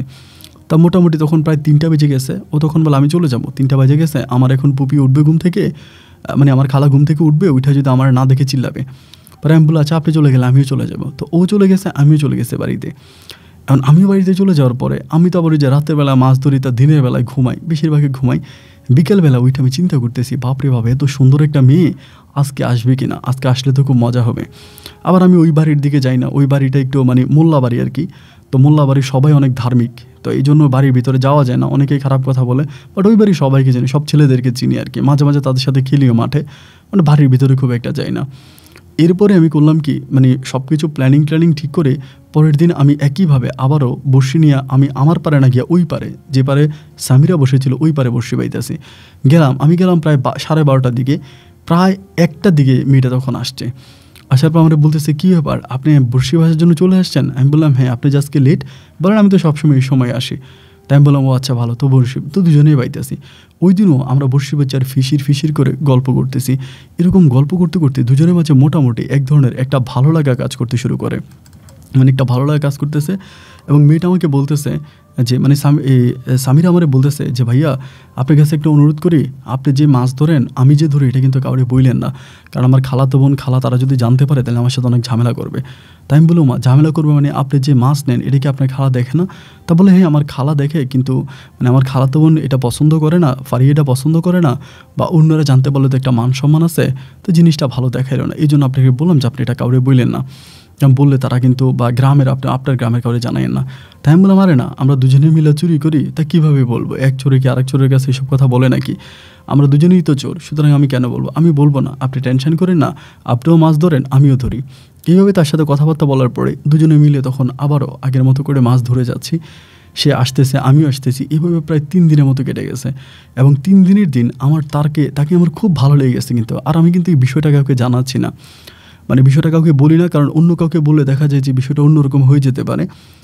যেন কাউকে বলি না, বাট তার জন্য আমার ভিতরে খুব মায়া ভালোবাসা কাজ করতেছে, অনেক মায়া ভালোবাসা কাজ করে। 3 দিন পরে আমি একদিন মাছ ধরতেছি আর বলতেছি, এই দিন একটু রোমান্টিক কথাবার্তা বলি। আমি বললাম, আপনি কি প্রেম করেন? বলে, না প্রেম করি না। আমি কি, আপনার বিয়ে হয়েছে? বলে, না বিয়ে হয় নাই। তাই আমি বলি, ভালো, তো ফারিয়া আপনার কত বছরের ছোট? বলে, হবে আমার 4-5 বছরের ছোট। তাই আমি বললাম যে, বাহ খুব ভালো, আপনি তো অনেক ভালো মাছও ধরেন, বা সবই ঠিক আছে, একটা কথা বলে রাগ করবেন? পরে আমার বলে, না রাগ করবো না। আমি বলি, আপনার যদি কেউ পছন্দ করে আপনি কি তারা অ্যাকসেপ্ট করবেন? তা বলে বলতেছে যে, না আমার কে পছন্দ করবে? তাই আমি বলি, আপনি এত সুন্দর একটা মেয়ে, যার দিকে তাকাই থাকতে ইচ্ছে করে, এত সুন্দর একটা মেয়েরই এই পর্যন্ত কারোর সাথে প্রেম করে নাই এবং ওকে কেউ ভালোবাসে নাই, এটা আমার কাছে কথাটা কেমন জানি মিথ্যা মনে হয়। মেয়েটা তখন হাইসা দিছে, হাইসা বলতেছে, আপনি একটা বড্ড পাগল, মানে উন্মাদ পাগল আপনি, এরকম করে কেউ কাউকে বলে নাকি? আসলে বিষয়টা এরকম কিছুই না, আপনার ভিতরে অন্যরকম কিছু মনে হচ্ছে, আপনি আবার আপনার কোনো কিছু মনে করেন না। আমারে আসলে আপনার মতো করে কেউ আমাকে এরকম কখনোই বলে নাই, বা আপনি যেরকম করে আমাকে বলছেন যে পছন্দ করার বিষয়টা, এরকম কিন্তু কেউ আমাকে বলে নাই। আমি তখন বললাম, আচ্ছা যাই হোক, তো আমার খুব ভালো লাগে, আপনি যদি চলে যান আপনার খালার বাড়ি থেকে আমি খুব কষ্ট পাবো। তা মানে ওই সময় কিন্তু অত মোবাইল ফোনের জামানা নাই যে সে মোবাইল নাম্বারটা আমার আমাকে দিবে। ফোন ওই সময় এত ভালোভাবে প্রচলন হয়নি আর কি, মানে হাতে ফোন নাই। তো এরপর আমি বললাম যে, আপনার বাড়ির ঠিকানাটা আমাকে একটু দিয়ে যান, আমি মাঝে মাঝে আপনার জন্য চিঠি লিখবো। পরে বলে, আমি তো সবসময় এখানে আছি, আপনি চিন্তা করেন না। এরকম করে দুজনে ধরতেছি। তো ওই দিনও তার সাথে অনেকক্ষণ কথাবার্তা হলো, প্রায় রাত 2টার দিকে, 2:30 বেজে গেছে। সে কিন্তু এই সময় চলে যাবে। ওই সময়ের ভিতরে হঠাৎ করে আমি তারে বললাম যে, জানেন আমার না, আমি যদি আপনার মতো একটা মেয়েকে বিয়ে করতে পারি তাহলে আমি সত্যি অনেক আনন্দিত হব, অনেক খুশি হব। এইটা বললাম আমি তারে। বলার পরে, এই কথাটা বলার পরে সে জানি কেমন একটু রাগ করে গেছে। ওইটা আমাকে বলছে, ঠিক আছে আজকে আর মাছ ধরবো না, চলে যাই, কালকে আবার দেখা হবে, কালকে আইসেন। এটা বলে আমি তখন এরপরের দিন আমি চলে গেলাম, ও আর আমি দুজনেই চলে গেলাম, মানে ওই দিন চলে গেলাম। পরের রাতে একইভাবে আমি রাত 12টার দিকে রওনা দিলাম আবারও মাছ ধরবো বলে। তো দেখেন, দিঘির পাড়ে আসতে হলে কিন্তু ওরকম মানে জঙ্গল একটা পার হয়ে তারপরে দিঘির পাড়ে আসতে হয়। জঙ্গলটা পার হওয়ার পরে আজকে দেখি যে হঠাৎ করে সে আমার সামনে এসে দাঁড়ায় আছে, মানে সামিরা। ওর দিকে আমি প্রথমে ভয় পেয়ে গেলাম, হঠাৎ করে ভূতের মতো। আমি তখন বললাম যে, সামিরা কী ব্যাপার, তুমি এখানে? পরে আমার বলতেছে, সাবধান ওইদিকে যাইন না আজকে। আমি বললাম, কেন? পরে বলে, ওইখানে আজকে এরা পাহারাদার বসাইছে, ওরা মনে হয় বুঝে গেছে যে আপনার আমি মাছ ধরি। আমি বললাম, কি বলেন, ওইখানে পাহারাদার বসাইছে? বলে, হ্যাঁ। আমি তো জানি না। পরে বলে, আরে সত্যি পাহারাদার বসাইছে, আপনি যাইয়েন না। তো এটা বলে ও তখন করলো কি, এই কথাটা আমাকে বলছে, বলে ও বলে, আমিও চলে যাই, আপনিও চলে যান। ও তখন চলে গেছে, আমিও বাড়ির দিকে যাচ্ছি। যেতে যেতে আমার কাছে হঠাৎ করে মনে হলো যে, রে সামিরা তো এমনও হইতে পারে সে নিজে নিজে মাছ ধরার জন্য হয়তো আমাকে একটা ভয়ভীতি দেখাচ্ছে। আজকে হয়তো সে আরও 5-6টা মেয়ে নিয়ে গেছে, মনে হয় সবাই মিলে বেশি করে মাছ ধরবে, এই জন্য মনে হয় আমাকেও সরাই দিছে। এটা আমার কাছে মনে হলো। মনে হবার পরে সে চলে গেছে। আমি তখন কী করলাম, অন্য রাস্তা দিয়ে ঘুরে পুনরায় আবারও ওই দিঘির পাড়ে গেলাম। এবং দিঘির পাড়ে যাওয়ার পরে দেখলাম যে ঠিকই 5-6 জন মিলে টর্চলাইট হাতে নিয়ে দিঘির চারপাশে ঘুরতেছে। আমি তখন বুঝে গেলাম, আয় হায়, সামিরা আমাকে যেটা বলেছে এটা তো সত্যি কথা। আমি তখন আবারও পুনরায় বাড়িতে আসছি। বাড়িতে এসে আমি তখন ঘুমাই গেছি, বাড়িতে আসছি ঘুমাইছি। পরের রাতে আমি আবারও একইভাবে দিঘিতে মাছ ধরার জন্য গেলাম। সেদিন দেখলাম যে না, সামিরা আর ওই দিঘির পাড়ের মধ্যে নাই, আমি একাই। তখন আমি গিয়ে মাছ ধরতেছি, ঠিকই আধা ঘন্টা পরে ও আবারও আসছে। সেদিন কিন্তু তার উপর আমার অনেক বিশ্বাস এবং ভালোবাসা জন্মে গেছে যে ও খুব ভালো, আমাকে এরকম একটা বিপদ থেকে বাঁচাইছে। আমি তো আজকে দিঘিতে মাছ ধরলে আসলে সত্যি ধরা খেয়ে যেতাম। পরে দুজনে মিলে মাছ ধরতেছি, ধরতে ধরতে ও আমার সাথে অনেক কথা বলে, আমি ওর সাথে অনেক কথা বলি। কথা বলতে বলতে ওই দিন আমি একটু ভৌতিক কথা বলতে শুরু করি, মানে জিন ভূত এটা ওইটা নিয়ে একটু কথাবার্তা বলতেছি। কথাবার্তা বলার এক পর্যায়ে আমি তখন কী করলাম, আমি বললাম যে তুমি কি জানো যে আমার দাদা কিন্তু অনেক বড় কবিরাজ ছিল এবং নাম করা কবিরাজ। বলে নাম কি? আমি বললাম যে এটা নাম। এরপরে আমার দাদার যে একটা ঘটনা ছিল, একটা জিনকে দাদা হত্যা করছে এবং দাদা একটা লাউয়ের খোসার ভিতরে, মানে ডুকডুকের ভিতরে কি একটা জিনিস লুকিয়ে রাখছে মাটির নিচে। এই সবগুলো কথা আমি তখন এই মেয়েটার কাছে বলে দিলাম, মানে সামিরার কাছে বলে দিলাম। সব কিছু সামিরার কাছে বলার পরে সামিরা তখন একটু ভয় পেয়ে গেল। ও আমাকে বলে, জানেন আমি কিন্তু কখনোই এতটা ভয় পাই নাই, বাট আজকে আপনার কথাটা শুনে আমি সত্যি অনেক ভয় পাইছি। আমার কাছে অনেক ভয় লাগতেছে। আমার না অনেক ইচ্ছে এই জিনিসটা একটু দেখার, আমাকে একটু দেখাবেন? তো আমার দাদা যে ঘরে থাকতো ওই ঘরে কিন্তু কেউ থাকে না, ঘরে তালা মারা থাকে, ওই ঘরটা কিন্তু পুরো খালিই থাকে। পরে আমি বললাম সামিরা ওই ঘর থেকেও থাকে না? তো ও আমাকে বলে এটা মানে এই যে লাউয়ের ডুগডুগিটার ভিতরে কী আছে? আমি কী আছে কিছু জানি না, কিন্তু দাদা এটার অনেক মানে শক্ত করে মুখটা বেঁধে মাটির নিচে লুকিয়ে রাখছে। তো আমাকে বলো, এটা কি আপনি আর কখনো উঠান নাই ওই মাটির নিচ থেকে? আজকে এত বছর হয়ে গেছে। আমি বললাম না, আজকে বহু বছর হয়ে গেছে, বাট এটা আমরা আর উঠেও নাই এবং ওই ঘরটার দিকে আমরা কেউ যাইও না। এটা ভাঙা ঘর হিসাবে ওখানে পড়ে আছে। দাদা মারা যাওয়ার পর থেকে ওই ঘরে আর কেউ ঢুকে না। এবার সামিরা আমার শুরু করছে যে আজকে তোমার কাছে, মানে হঠাৎ করে তুমি করে বলতেছে যে আজকে তোমার কাছে একটা জিনিস চাইবো, দিবা? তাই আমি বললাম যে কী? ও আমাকে বলো, আমার না অনেক জানতে ইচ্ছে করতেছে যে লাউয়ের খোসাটার ভিতরে কী আছে, আমি একটু দেখবো। আমি বললাম না না না, এটা তো দাদা মানা করছে, এটা বাড়ির বাইরে নেওয়ার জন্য, বাড়ির বাইরে নিতে দাদা মানা করছে। ও আমার বলে, ধুরু, তোমার দাদা মরে গেছে, আজকে এত বছর হয়ে গেছে, এগুলোর মতো কিছু আছে নাকি? আর এখন জিনভূত বলতে কিছু আছে? যদি জিনভূত থাকতো তাহলে তুমি আর আমি প্রতিদিন রাতের বেলায় এরকম ভোর রাতে আমরা কি এখানে মাছ ধরতে আসতে পারি? এই মানুষ মুখে মুখে বলে জিনের কথা, ভূতের কথা, আসলে বাস্তবে জিনভূত বলতে কিছুই নেই, এগুলো পুরোই মিথ্যা কথা। আমি তখন বললাম কি বলো, মিথ্যা কথা? ও বলে হ্যাঁ, একদম মিথ্যা কথা। জিনভূত আছে নাকি? জিনভূত থাকলে তুমি একটা জিনিস চিন্তা করো, তুমি আমি যে এত রাতের বেলা এখানে মাছ ধরি, আমরা তো কোনোদিনও পারতাম না, আমাদেরকে জিনেরা ভূতেরা নিয়ে যেত না। আমিও তখন তার কথা শুনে একটু সাহস পাইলাম, মানে কনফিডেন্স পাইলাম। তা আমি তখন বললাম যে তাহলে তুমি কি বলতেছো? ও আমাকে বলে যে তুমি ওইখান থেকে ইয়াটা নিয়ে আসো, মানে কালকে নিয়ে আইসো, আমি দেখবো। তাই আমি বললাম ঠিক আছে, তাহলে দিনে আনবো, দিনের বেলায় তুমি কোথায় থাকবা বলো? ও বলে না না না না, দিনে আমি বের হইতে পারি না, আর আমার খালামার বাড়িটা তো মোল্লা বাড়ি, ওই বাড়ি থেকে দিনের বেলায় বের হওয়া যায় না। আসলেই কিন্তু ঠিক, মোল্লা বাড়ির কোনো মেয়ে যদি বাড়ি থেকে বের হয় একেবারে বোরকা পরে, হিজাব পরে, খুব পর্দা করে বের হয়, আর দিনের বেলায় মেয়েরা এভাবে সচরাচর মোল্লা বাড়ি মেয়েরা বের হয় না। আমি বললাম হ্যাঁ ঠিক আছে, এটা আমি জানি। আমাকে বলে রাতের বেলায় নিয়ে এসো। আমি বললাম যে রাতে যে নিয়ে আসবো, আমার অনেক ভয় লাগে আর কি এটা নিয়ে আসার জন্য। ও আমাকে বলে ধুরো বোকা, ভয়ের কিছু নেই, এত বড় একটা ছেলে হয়েছো তুমি, ধামরা, ভয় পাওয়ার কি আছে, তুমি নিয়ে এসো। তাই আমি বললাম আচ্ছা ঠিক আছে, যাও নিয়ে আসবো। এরপরে ওর সাথে কথাবার্তা বলার পরে এবার আমি মানে ওই মাছ টাছ ধরা শেষ, চলে গেছে বাড়িতে, ও গেছে, আমি ঘুমাইলাম। প্রায় 3টার দিকে আমি ঘুম থেকে উঠছি দিনের বেলায়। উঠার পরে চিন্তা করতেছি ওরে যে বলছি, পরে আমি আস্তে আস্তে চাবিটা খুঁজে বের করছি, অ্যান্ড ঘরের ভিতরে দাদা যে রুমে থাকতো, মানে দাদা যেখানে এটা লুকিয়ে রাখছিল, ওইখানে চাবিটা বের করছি। ঘরের চাবিটা বের করে ঘরের ভিতরে ঢুকছি। বাইরে পুরা ঘরে মাকড়সার আঁশ এবং অনেক ইঁদুরে টিঁদুরে ঘরতমর্ত করে ঘরটা একদম খারাপ অবস্থা। আমি যাওয়ার সময় একটা শাবল নিয়ে গেছি সাথে করে, এবং ওই শাবল দিয়ে আমি যখন আস্তে আস্তে করে মাটি করতে করতে অনেক নিচে যাওয়ার পরে এই লাউয়ের ডুগডুগিটা পাইলাম। এবং লাউয়ের ডুগডুগি পাওয়ার পরে ডুগডুগিটা ওখান থেকে বের করে মাটি দিয়ে আমি তখন এই ডুগডুগিটা কী করলাম, ওই ঘরের ভিতরে দরজার কোণে লুকিয়ে রাখি। লুকিয়ে রেখে তালা মেরে চাবিটা আমি আমার কাছে রাখি। পরে রাতের বেলা যখন আমি উঠবো, একইভাবে উঠার সময় আমি ঘুম থেকে উঠবো বলতে আমি ওই যে বড়শি বাওয়ার জন্য যাব, ওই সময় আমি তখন কী করি, প্রথমে ভুলে গেছিলাম, মানে বাড়ির বাইরে চলে গেছিলাম না, হঠাৎ করে মনে হলো আচ্ছা আজকে তো লাউয়ের ডুগডুগিটা বের করে রাখছি, ওরে দেখানোর জন্য আমি লাউয়ের ডুগডুগিটা নিয়ে আসি। পরে আবারও ঘরের ভিতরে, ঘরের এদিকে আসছি, আইসা চাবি দিয়ে তালা খুলে ঘর থেকে ডুগডুগিটা বের করেছি। এবং ডুগডুগি বের করার পরে এবার তালা মেরে চাবিটা সাথেই রেখে আমি তখন এই মানে বড়শির ওই দিঘির পাড়ের দিকে যাচ্ছি। এতটা দিন আমি ওর সাথে এখানে বড়শি দিয়ে দিঘিতে মাছ ধরি, বাট কোনো দিন ও আমার আগে আসতে পারে নাই, মানে সবসময় আমার পরেই আসতো। আমি গেলে আমার আধা ঘন্টা 1 ঘন্টা পরেও আসতো, কিন্তু আজকে হঠাৎ করে দেখতেছে ও আমার সাথে, মানে আমি যে দেখতেছি ও আমার সামনেই দাঁড়ায় আছে, মানে আমি যাওয়ার আগেই ও পুকুর পাড়ে চলে গেছে, দিঘির পাড়ে চলে গেছে। ও ওর দিকে প্রথম একটু ভয় পেয়ে গেলাম, কি তুমি এত তাড়াতাড়ি? ও বলে হ্যাঁ তাড়াতাড়ি। ডুগডুগি আনছো? আমি বলে আনছি। তা আমাকে বলে দেখি ডুগডুগিটা দাও। ওর হাতে দিলাম, ও তখন আমার মনে হলো যেন আমার হাতে আবার দিয়ে দিছে সাথে সাথে। পরে বলতেছে আমার এটা ভয় লাগতেছে। আমি বললাম আমারও ভয় লাগে। ও বলে খোলো না, দেখি না ভিতরে কী আছে। আমি বললাম দেখো সামিরা, সত্যি আমার ভয় লাগতেছে এটা খোলার জন্য।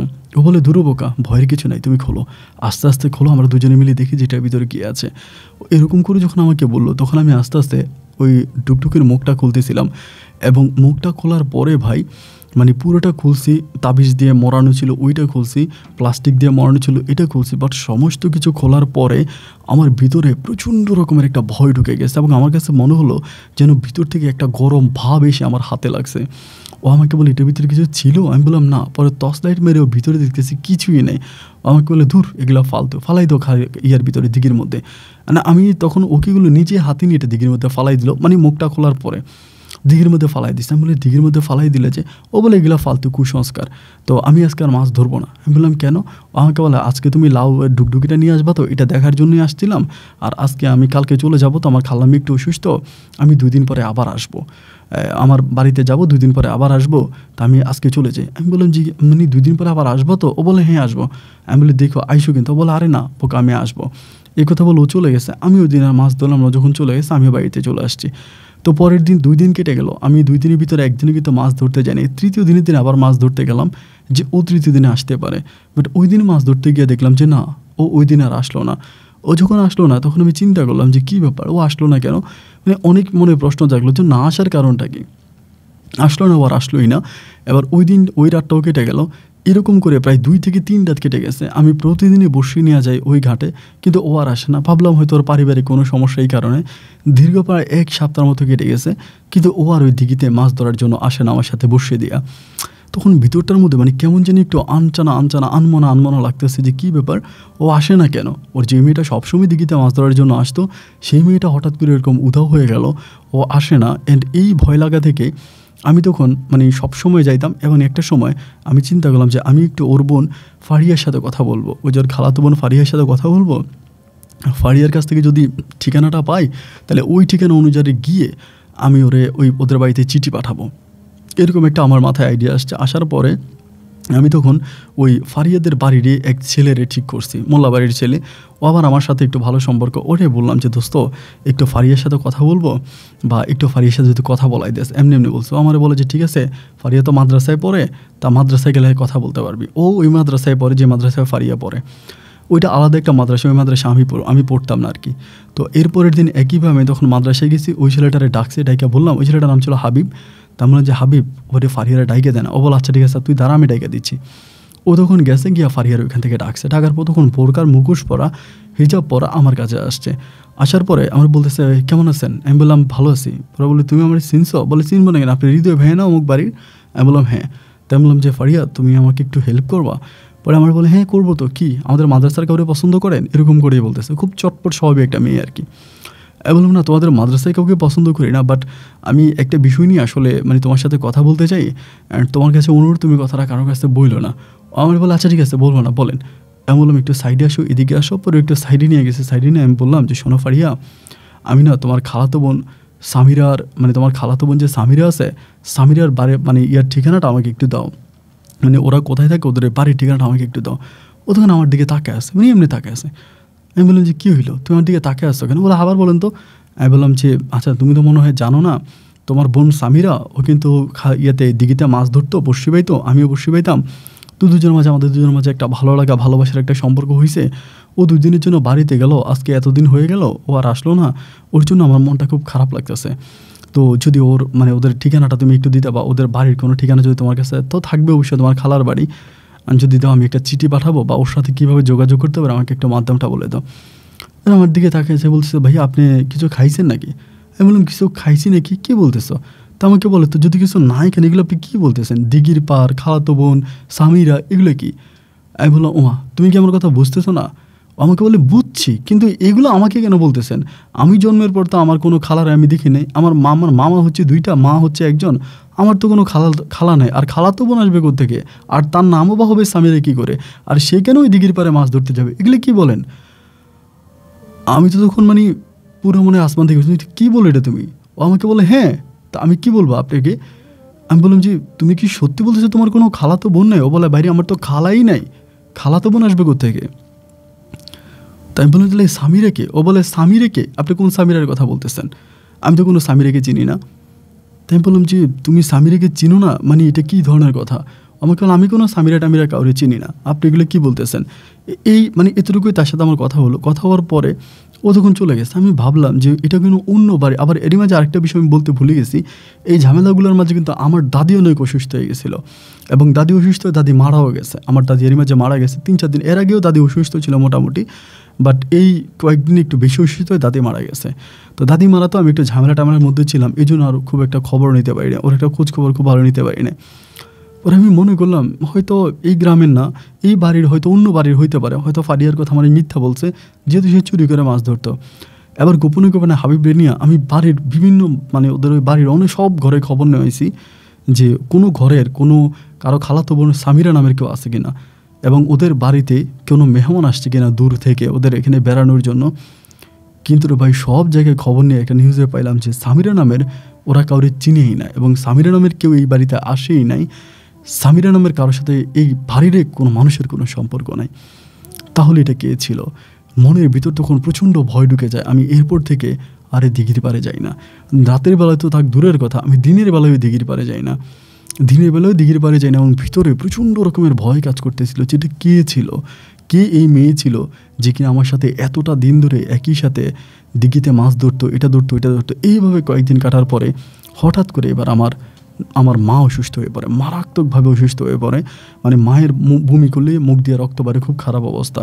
এবং আমার এই অবস্থা দেখার পরে আমার ভিতর তখন এই জিনিসগুলো নাড়া দিতে আসে। যখন আমি ওই ফারিয়ার মুখ থেকে বিষয়গুলো জানতে পারলাম যে সামিরা নামের কেউ ওর পরিচিত কেউ না, বা সামিরা নামের কোনো মেয়ে এই বাড়ির কারো কাছে না, দিঘির বাড়ি শুধু ওই একটাই বাড়ি, অন্য কোনো বাড়ি নেই। পরে আমি ভাবলাম যে হইতে পারে এই মেয়েটা টেকনিক্যালি জিন বা অন্য কিছু হতে পারে। এবং আমি যে ওই সময় লাউয়ের যেই ডুগডুগিটা ছিল ওই ডুগডুগির কথা আমার মনে পড়ে গেল যে লাউয়ের ডুগডুগি তো আমি এই মেয়েকে দিয়ে খোলাইছি বা লাউয়ের ডুগডুগিটা খালে ফেলে দিছি, এই দিঘিতে ফেলে দিছি না, ওটাতে আমার দাদি মারা গেল এবং মায়ের এই অবস্থা। আমি তখন এই আব্বুর কাছে সত্য কথাটা বলছি। তো জন্মের পর থেকে কোনোদিন কিন্তু আব্বু আমার মারে নাই। মানে আমি শুধু বলছি যে সামিরার কথা বলি নাই, বলছি আমি এটা ফালাই দিছি দিঘিতে নিয়ে, মুখ খুলে দিঘিতে ফালাই দিছি। এটা বলা মাত্রই আমার আব্বা কী করলো, আমাকে সেদিন প্রচুর মারছে। এভাবে কোনোদিনও আব্বু আমার গায়ে হাত তোলে নাই, বাট ওই দিন অনেক মারছে আমারে, মেরে রক্তাক্ত করে ফেলছে। করাইয়া আমার মারে নিয়ে আমার আব্বা তখন কী করলো, আমাদের এলাকাতে আরেকটা বড় কবিরাজ আছে, ওই কবিরাজের কাছে গেছে। যাওয়ার পরে কবিরাজ আমাদের বাড়িতে আসছে সন্ধ্যার দিকে। আসার পর আমাদের বাড়ির চারপাশে মানে তাবিজ দিছে, আমার আম্মাকে তাবিজ পরাইছে এবং পুরো বাড়ি বন্ধ করে দিছে এবং বাড়ির প্রতিটা পরিবারের হাতে মানে সদস্যের হাতে তাবিজ পরাই দিছে। যারা যা ছিল, বড় ভাই ছিল, ভাবি ছিল, সবার হাতে তাবিজ পরাই দিছে এবং বলছে যে আপনারা কয়েকটা দিন একটু সাবধানে থাকেন। এবং পুরো ঘটনাটা আমার এই ইয়ের কাছে, আমার বাবার কাছে ওই কবিরাজ বলে দিয়েছে যে একটা জিন আসছিল আপনার ছেলের কাছে, খুবই ছদ্মবেশ নিয়ে আইসা আপনার ছেলের কাছ থেকে জিনিসটা সরাই নিয়ে গেছে এবং এই জিনিসটা সরানোর পরে জিনটা আপনাদের পরিবারে ঢুকে গেছে, ঢুকে আপনার মাকে মেরে ফেলছে, আপনার বউটাও কেউ মেরে ফেলতো যদি আপনারা তাড়াতাড়ি কোনো হুজুরের মানে আমার কাছে না আসতেন। তো যাই হোক, এরপরে আমাদের পরিবারের ভিতরে প্রচণ্ড রকমের একটা ভয় ভীতি ঢুকে যায়, মানে সবার ভিতরে ভয় ঢুকে যায়। অ্যান্ড আমরা সন্ধ্যার পরে কেউ ঘর থেকে বের হই না এবং পুরোটা মানে পরিবারে একটা থমথম বিরাজ করতেছিল। তখন ভাবতেছিলাম যে কী করা যায় এবং ওই সামিরার কথা মনে হইলে আমার ভিতর তখন কেমন জানি জাগ না দিয়ে ওঠে। আমি একটা সেকেন্ডের জন্য বিশ্বাস করতে পারি না যে এই সামিরা কোনো জিন ছিল।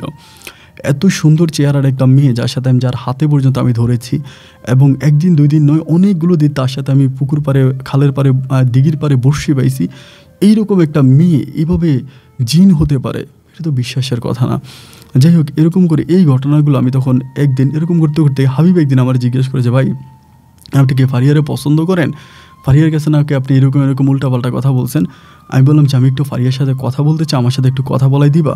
পরে বললাম আপনি মাদ্রাসা আসলে ওর সাথে কথা বলতে পারবেন। পরের দিন আবারও হাবিবের কথা মতো আমি মাদ্রাসায় যাই। গেলে পরে ফারিয়া তখন ক্লাস 9-এ পড়তো, ও তখন আসে মাদ্রাসায় থেকে। আসার পর আমরা বলি কী হয়েছে ভাইয়া, হৃদয় ভাই আপনার মাথা মতো সব ঠিক হয়েছে? আমি বললাম ফারিয়া এমন একটা ঘটনা আছে, যদি তুমি শোনো তুমি অবাক হয়ে যাবা এবং কিভাবে বলবো তোমার, বললে যদি ভয় পাও। ও বলে না ভয় পাবো না, বলেন। এরপরে বিস্তারিত সামিরের সাথে আমার এই ঘটনাগুলো, সব ঘটনাগুলো তারে খুলে বললাম এবং আমার মা যে অসুস্থ, দাদি মারা গেল, আমার পারিবারিক অবস্থাগুলোর কথা আমি তখন ফারিয়ারে বললাম। তো বলার পরে ও তখন আমার সবগুলো কথা শুনছে, শুনে ও বলতেছে মনে হয় এরকম অনেক কিছুই হতে পারে, কারণ আমাদের এলাকাতে একটু জিনের প্রকোপ আছে, অনেক সময় জিনেরা ঘোরাফেরা করে, অনেকের ঘরের দরজা এসে দরজা নক করে, তা এটাও হতে পারে মনে হয়। তো এই থেকে শুরু করে আমি বললাম যে তোমার কাছে আমি মাঝে মাঝে আসবো, তোমাকে দেখলে আমার কেমন যেন আমি একটু সামিরারে ফিল করি। ও আমার বলো আপনার সামিরা টামিরা আমার কাছে কই না, আমার ভয় লাগে। তাই বলি এমনি তোমার আমি মাঝে মাঝে দেখতে আসবো মাদ্রাসার এখানে, তুমি রাগ করবো না তো? আমাকে বলে না না না রাগ করবো না, আপনি আইসেন।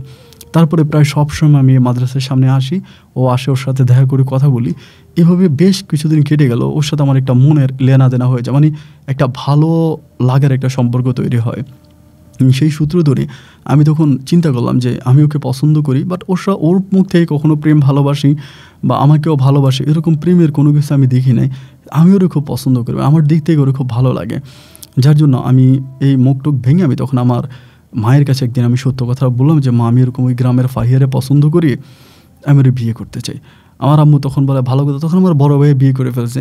তো আমার আম্মু বলে আমাদের পরিবারের সদস্য বাড়ানোর দরকার, মানুষ বাড়া দরকার। আরে ঠিক আছে, আমি তোর আব্বুকে বিষয়টা জানাবো। আব্বুকে জানাইলো, আব্বু প্রথম দিকে রাজি হলো না। এই কারণে ওই যে সামিরার একটা ঘটনা আছে এই ফারিয়ার সাথে সংযুক্ত হওয়া, এই জন্য আব্বু বললো যে এটা জিনের কোনো চালাকি হতে পারে, এই মেয়েটাকে এই পরিবার আনানো ঠিক হবে না।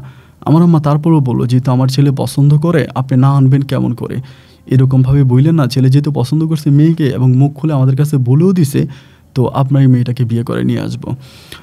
তাই না আমার আম্মু তখন আব্বুকে রাজি করে এলো। আব্বু তখন বিয়ের প্রস্তাব নিয়ে ফারিয়াদের বাড়িতে গেল পরে ফারিয়ার মা তখন রাজি হইল। রাজি হওয়ার মধ্যে পারিবারিকভাবে সুন্দর করে অনুষ্ঠান করে একেবারে জাঁকজমট করে তখন আমি ফারিয়াকে বিয়ে করে বউ বানিয়ে আমি আমার বাড়িতে নিয়ে আসলাম। যাই হোক আলহামদুলিল্লাহ, ফারিয়া আমার বাড়িতে আসছে, আমরা মহা খুশি, খুব ভালো করে সব কিছু চলতেছে এবং যত যা হয়েছে এখন সব কিছু ঠিক আছে। এইভাবে দিন আর রাতগুলো কাটতে কাটতে এখানে প্রায় 2 থেকে 3 মাসের মতো কেটে যায়। আমিও ফারিয়াদের বাড়িতে যাচ্ছি, ফারিয়াদের বাড়ি থেকে আসতেছি এবং ওর মা বাবা যারা আছে পরিবার পরিজন সবাই আমাকে, মানে এই ফারিয়ার হাজব্যান্ড হিসাবে আমাকে অনেক ভালোবাসে এবং আমাকে তারা সবাই অনেক সম্মান করে। যাই হোক আলহামদুলিল্লাহ, এইভাবে সময়টা কাটতে একটা পর্যায়ে হলো কি, মানে আমার প্রায় 4 থেকে 5 মাস 6 মাসের মতো আমার সংসার জীবন কেটে গেছে, কিন্তু ওই মুহূর্ত পর্যন্ত ফারিয়ার ঘরে কিন্তু কোনো সন্তানাদি হয় নাই, মানে ও বেবি কনসেপ্ট করে নাই, বাচ্চা হয় না। তো আমার আম্মু অনেক সময় অনেক কবিরাজের কাছে নিয়ে যায়, পানি পড়া এইটা ওইটা অনেক কিছু হয় না, খাওয়ায়, মানে আসলে কোনো কিছুতে ওরকমভাবে কোনো কাজ হয় না।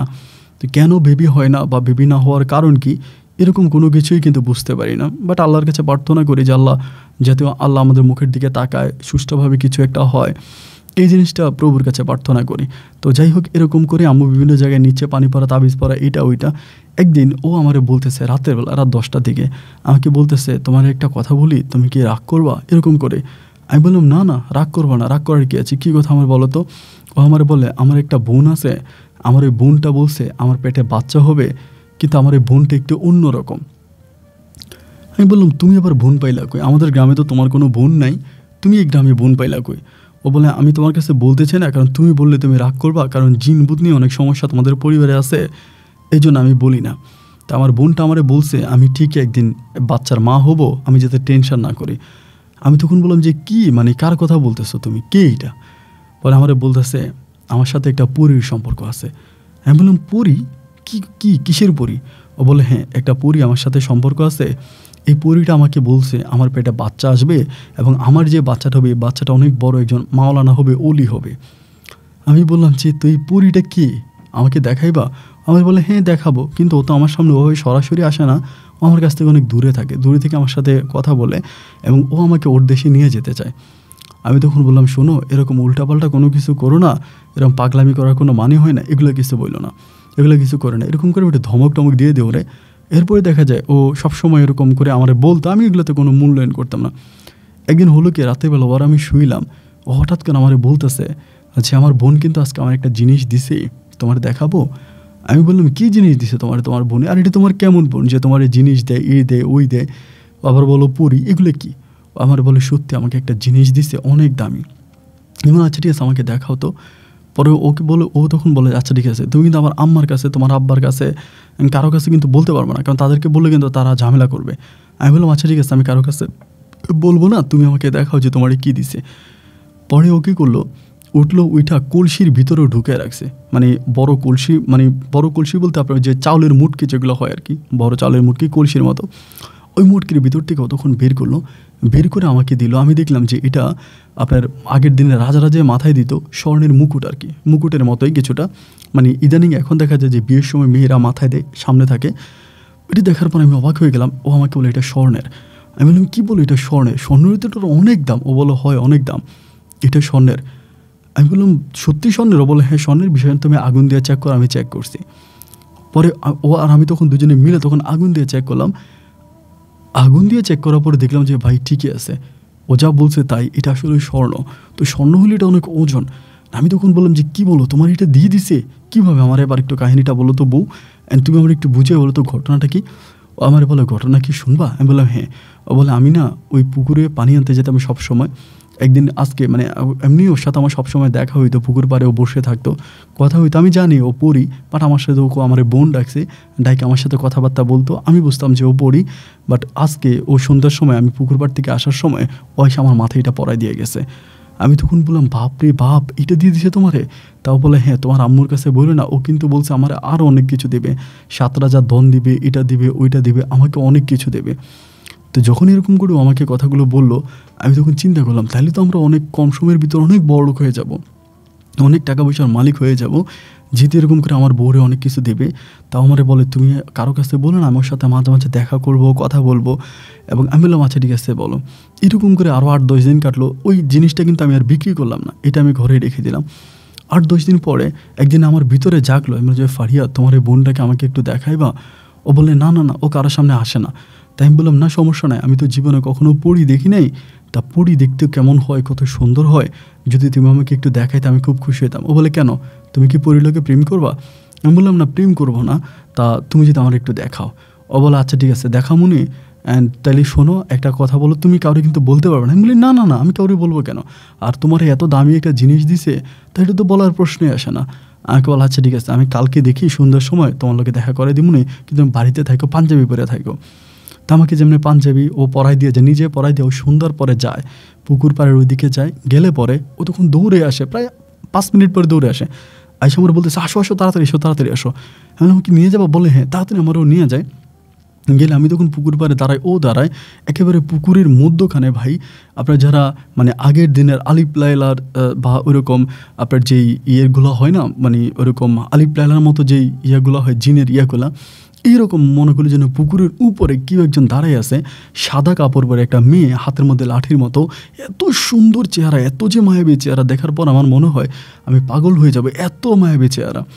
আমি তখন বললাম এটা? বলে হ্যাঁ এটাই আমার বোন। আমাকে এরকম করে হাতে টাটা দিলাম, আমিও টাটা দিলাম। আস্তে করে আলোটা উপরের দিকে চলে গেল, একটা আলোর মতো করে চলে গেছে। আমাকে বলে দেখছো? আমি বলি তোমারে কি দিবে? বলছে ও বলে যে এই পুকুরে 7 রাজার ধন আছে, আমারে বলছে 7 রাজার ধন আমাকে দিবে। তাই আমি বললাম আচ্ছা ঠিক আছে ভালো কথা। তো এমন করে কথাবার্তা বলতেছি, এরকম করে আরও কয়েকদিন কাটে। আমি কিন্তু কাউকে এই বিষয়টা বলি না, এবং আমার বউ কিন্তু ফাড়িয়েও কিন্তু কাউরে বলে না। একদিন শুক্রবারে আমার হঠাৎ করে শুক্রবার রাতে বলতেছে যে হৃদয়, আমারে না আমার বোনটা নিয়ে যেতে চায়, আমি ওদের রাজ্যে যেতে চাই, আমাকে 2 দিন পরে দিয়ে যাবে। এখন তুমি একটু 2 দিনের জন্য তোমার আম্মাকে, মানে তোমাদের পরিবারের সবাই একটু ম্যানেজ করতে পারবা? আমি 2 দিনের জন্য একটু যেতে চাই। আমি তখন বললাম যে তুমি কই যাবা? বলে ওদের রাজ্যে আমাকে নিয়ে যাবে, ওদের রাজ্যটা আমাকে দেখায় আনবে, যে ওরা কোথায় কোথায় থাকে, ওদের খাওয়া দাওয়া এটা ওইটা আমাকে সব কিছু দেখাবে। আমি বললাম যদি তোমাকে ফিরিয়ে না দেও? বলে না না না, ফিরিয়ে দিবে। আমার বোন আমার অনেক ভালোবাসে, অনেক ভালোবাসে। অনেক সময় দেখি কি জানেন, ওরা অনেক ফল ফ্রুট দিতে আসে, আপেল কমলা সহ বিভিন্ন ধরনের, মানে ডিশ ভর্তি ফল, খাবার, মাংস, এটা ওইটা অনেক কিছু দিচ্ছে, এবং ওইগুলো আনতেছে, বাসা আনতেছে, খাইতেছে। পরে আমারে বলে যে, আমি বলি তো ভালো কথা, আমি তোমার পরিবারকে ম্যানেজ করবো। ও বলে আচ্ছা ঠিক আছে, তাহলে আমি আজকে যাবো, কালকে যাবো, তুমি সবাইকে বইলা দিও, তুমি কেমনে পারবা, তুমি ম্যানেজ করো, আমি যাবো। আমিও ভাই কেমন জানি, আমার ভিতরে কোনো কিছু ছিল না যে চলে যাবে বা এটা কেমন। আমি বললাম আচ্ছা ঠিক আছে, আমি ম্যানেজ করবো। তো ওই দিনে আসরের নামাজের পরে হইলো কি, ওর মতো করে আমার বলে আমার একটা সাদা কাপড় এনে দেয়, একদম সাদা কাপড়। তো আমি বললাম কেন? বলে আইনা দাও।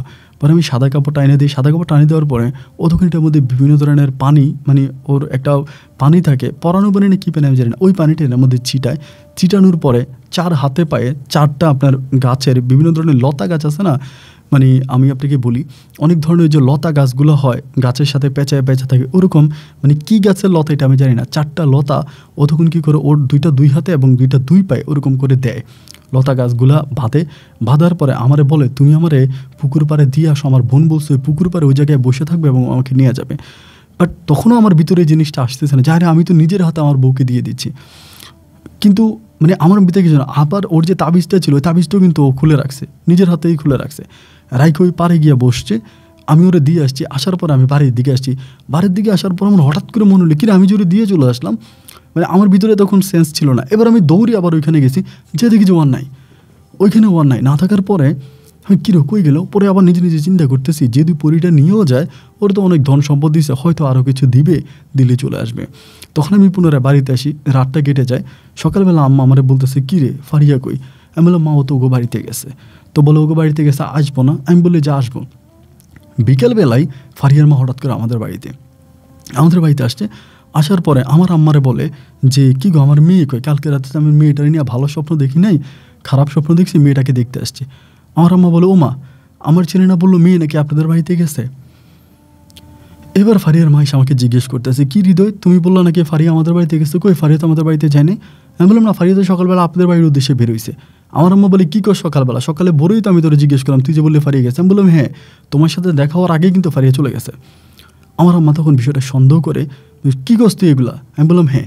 এবার সবাই মিলে একটু টেনশনে পড়ে গেলো যে কী রো কোথায় গেল। এবার এদিকে ওইদিকে বিভিন্ন দিকে ওরা খোঁজাখুঁজি শুরু করলো, ওরে আর খুঁজে পাইতেছে না। মাইকিং করা তারপরে অ্যানাউন্সমেন্ট করা, বিভিন্ন জায়গায় লোক পাঠানো থেকে শুরু করে মানে পাগলের মতো ওরে খোঁজা শুরু করছে, আর কোথাও নাই নাই নাই নাই নাই। 2 দিনের কথা বলেও গেছে, পুরো 1 সপ্তাহ হয়ে গেল, 1 সপ্তাহ অতিবাহিত হয়ে গেল, কিন্তু ওরে আর কোথাও খুঁজে পাওয়া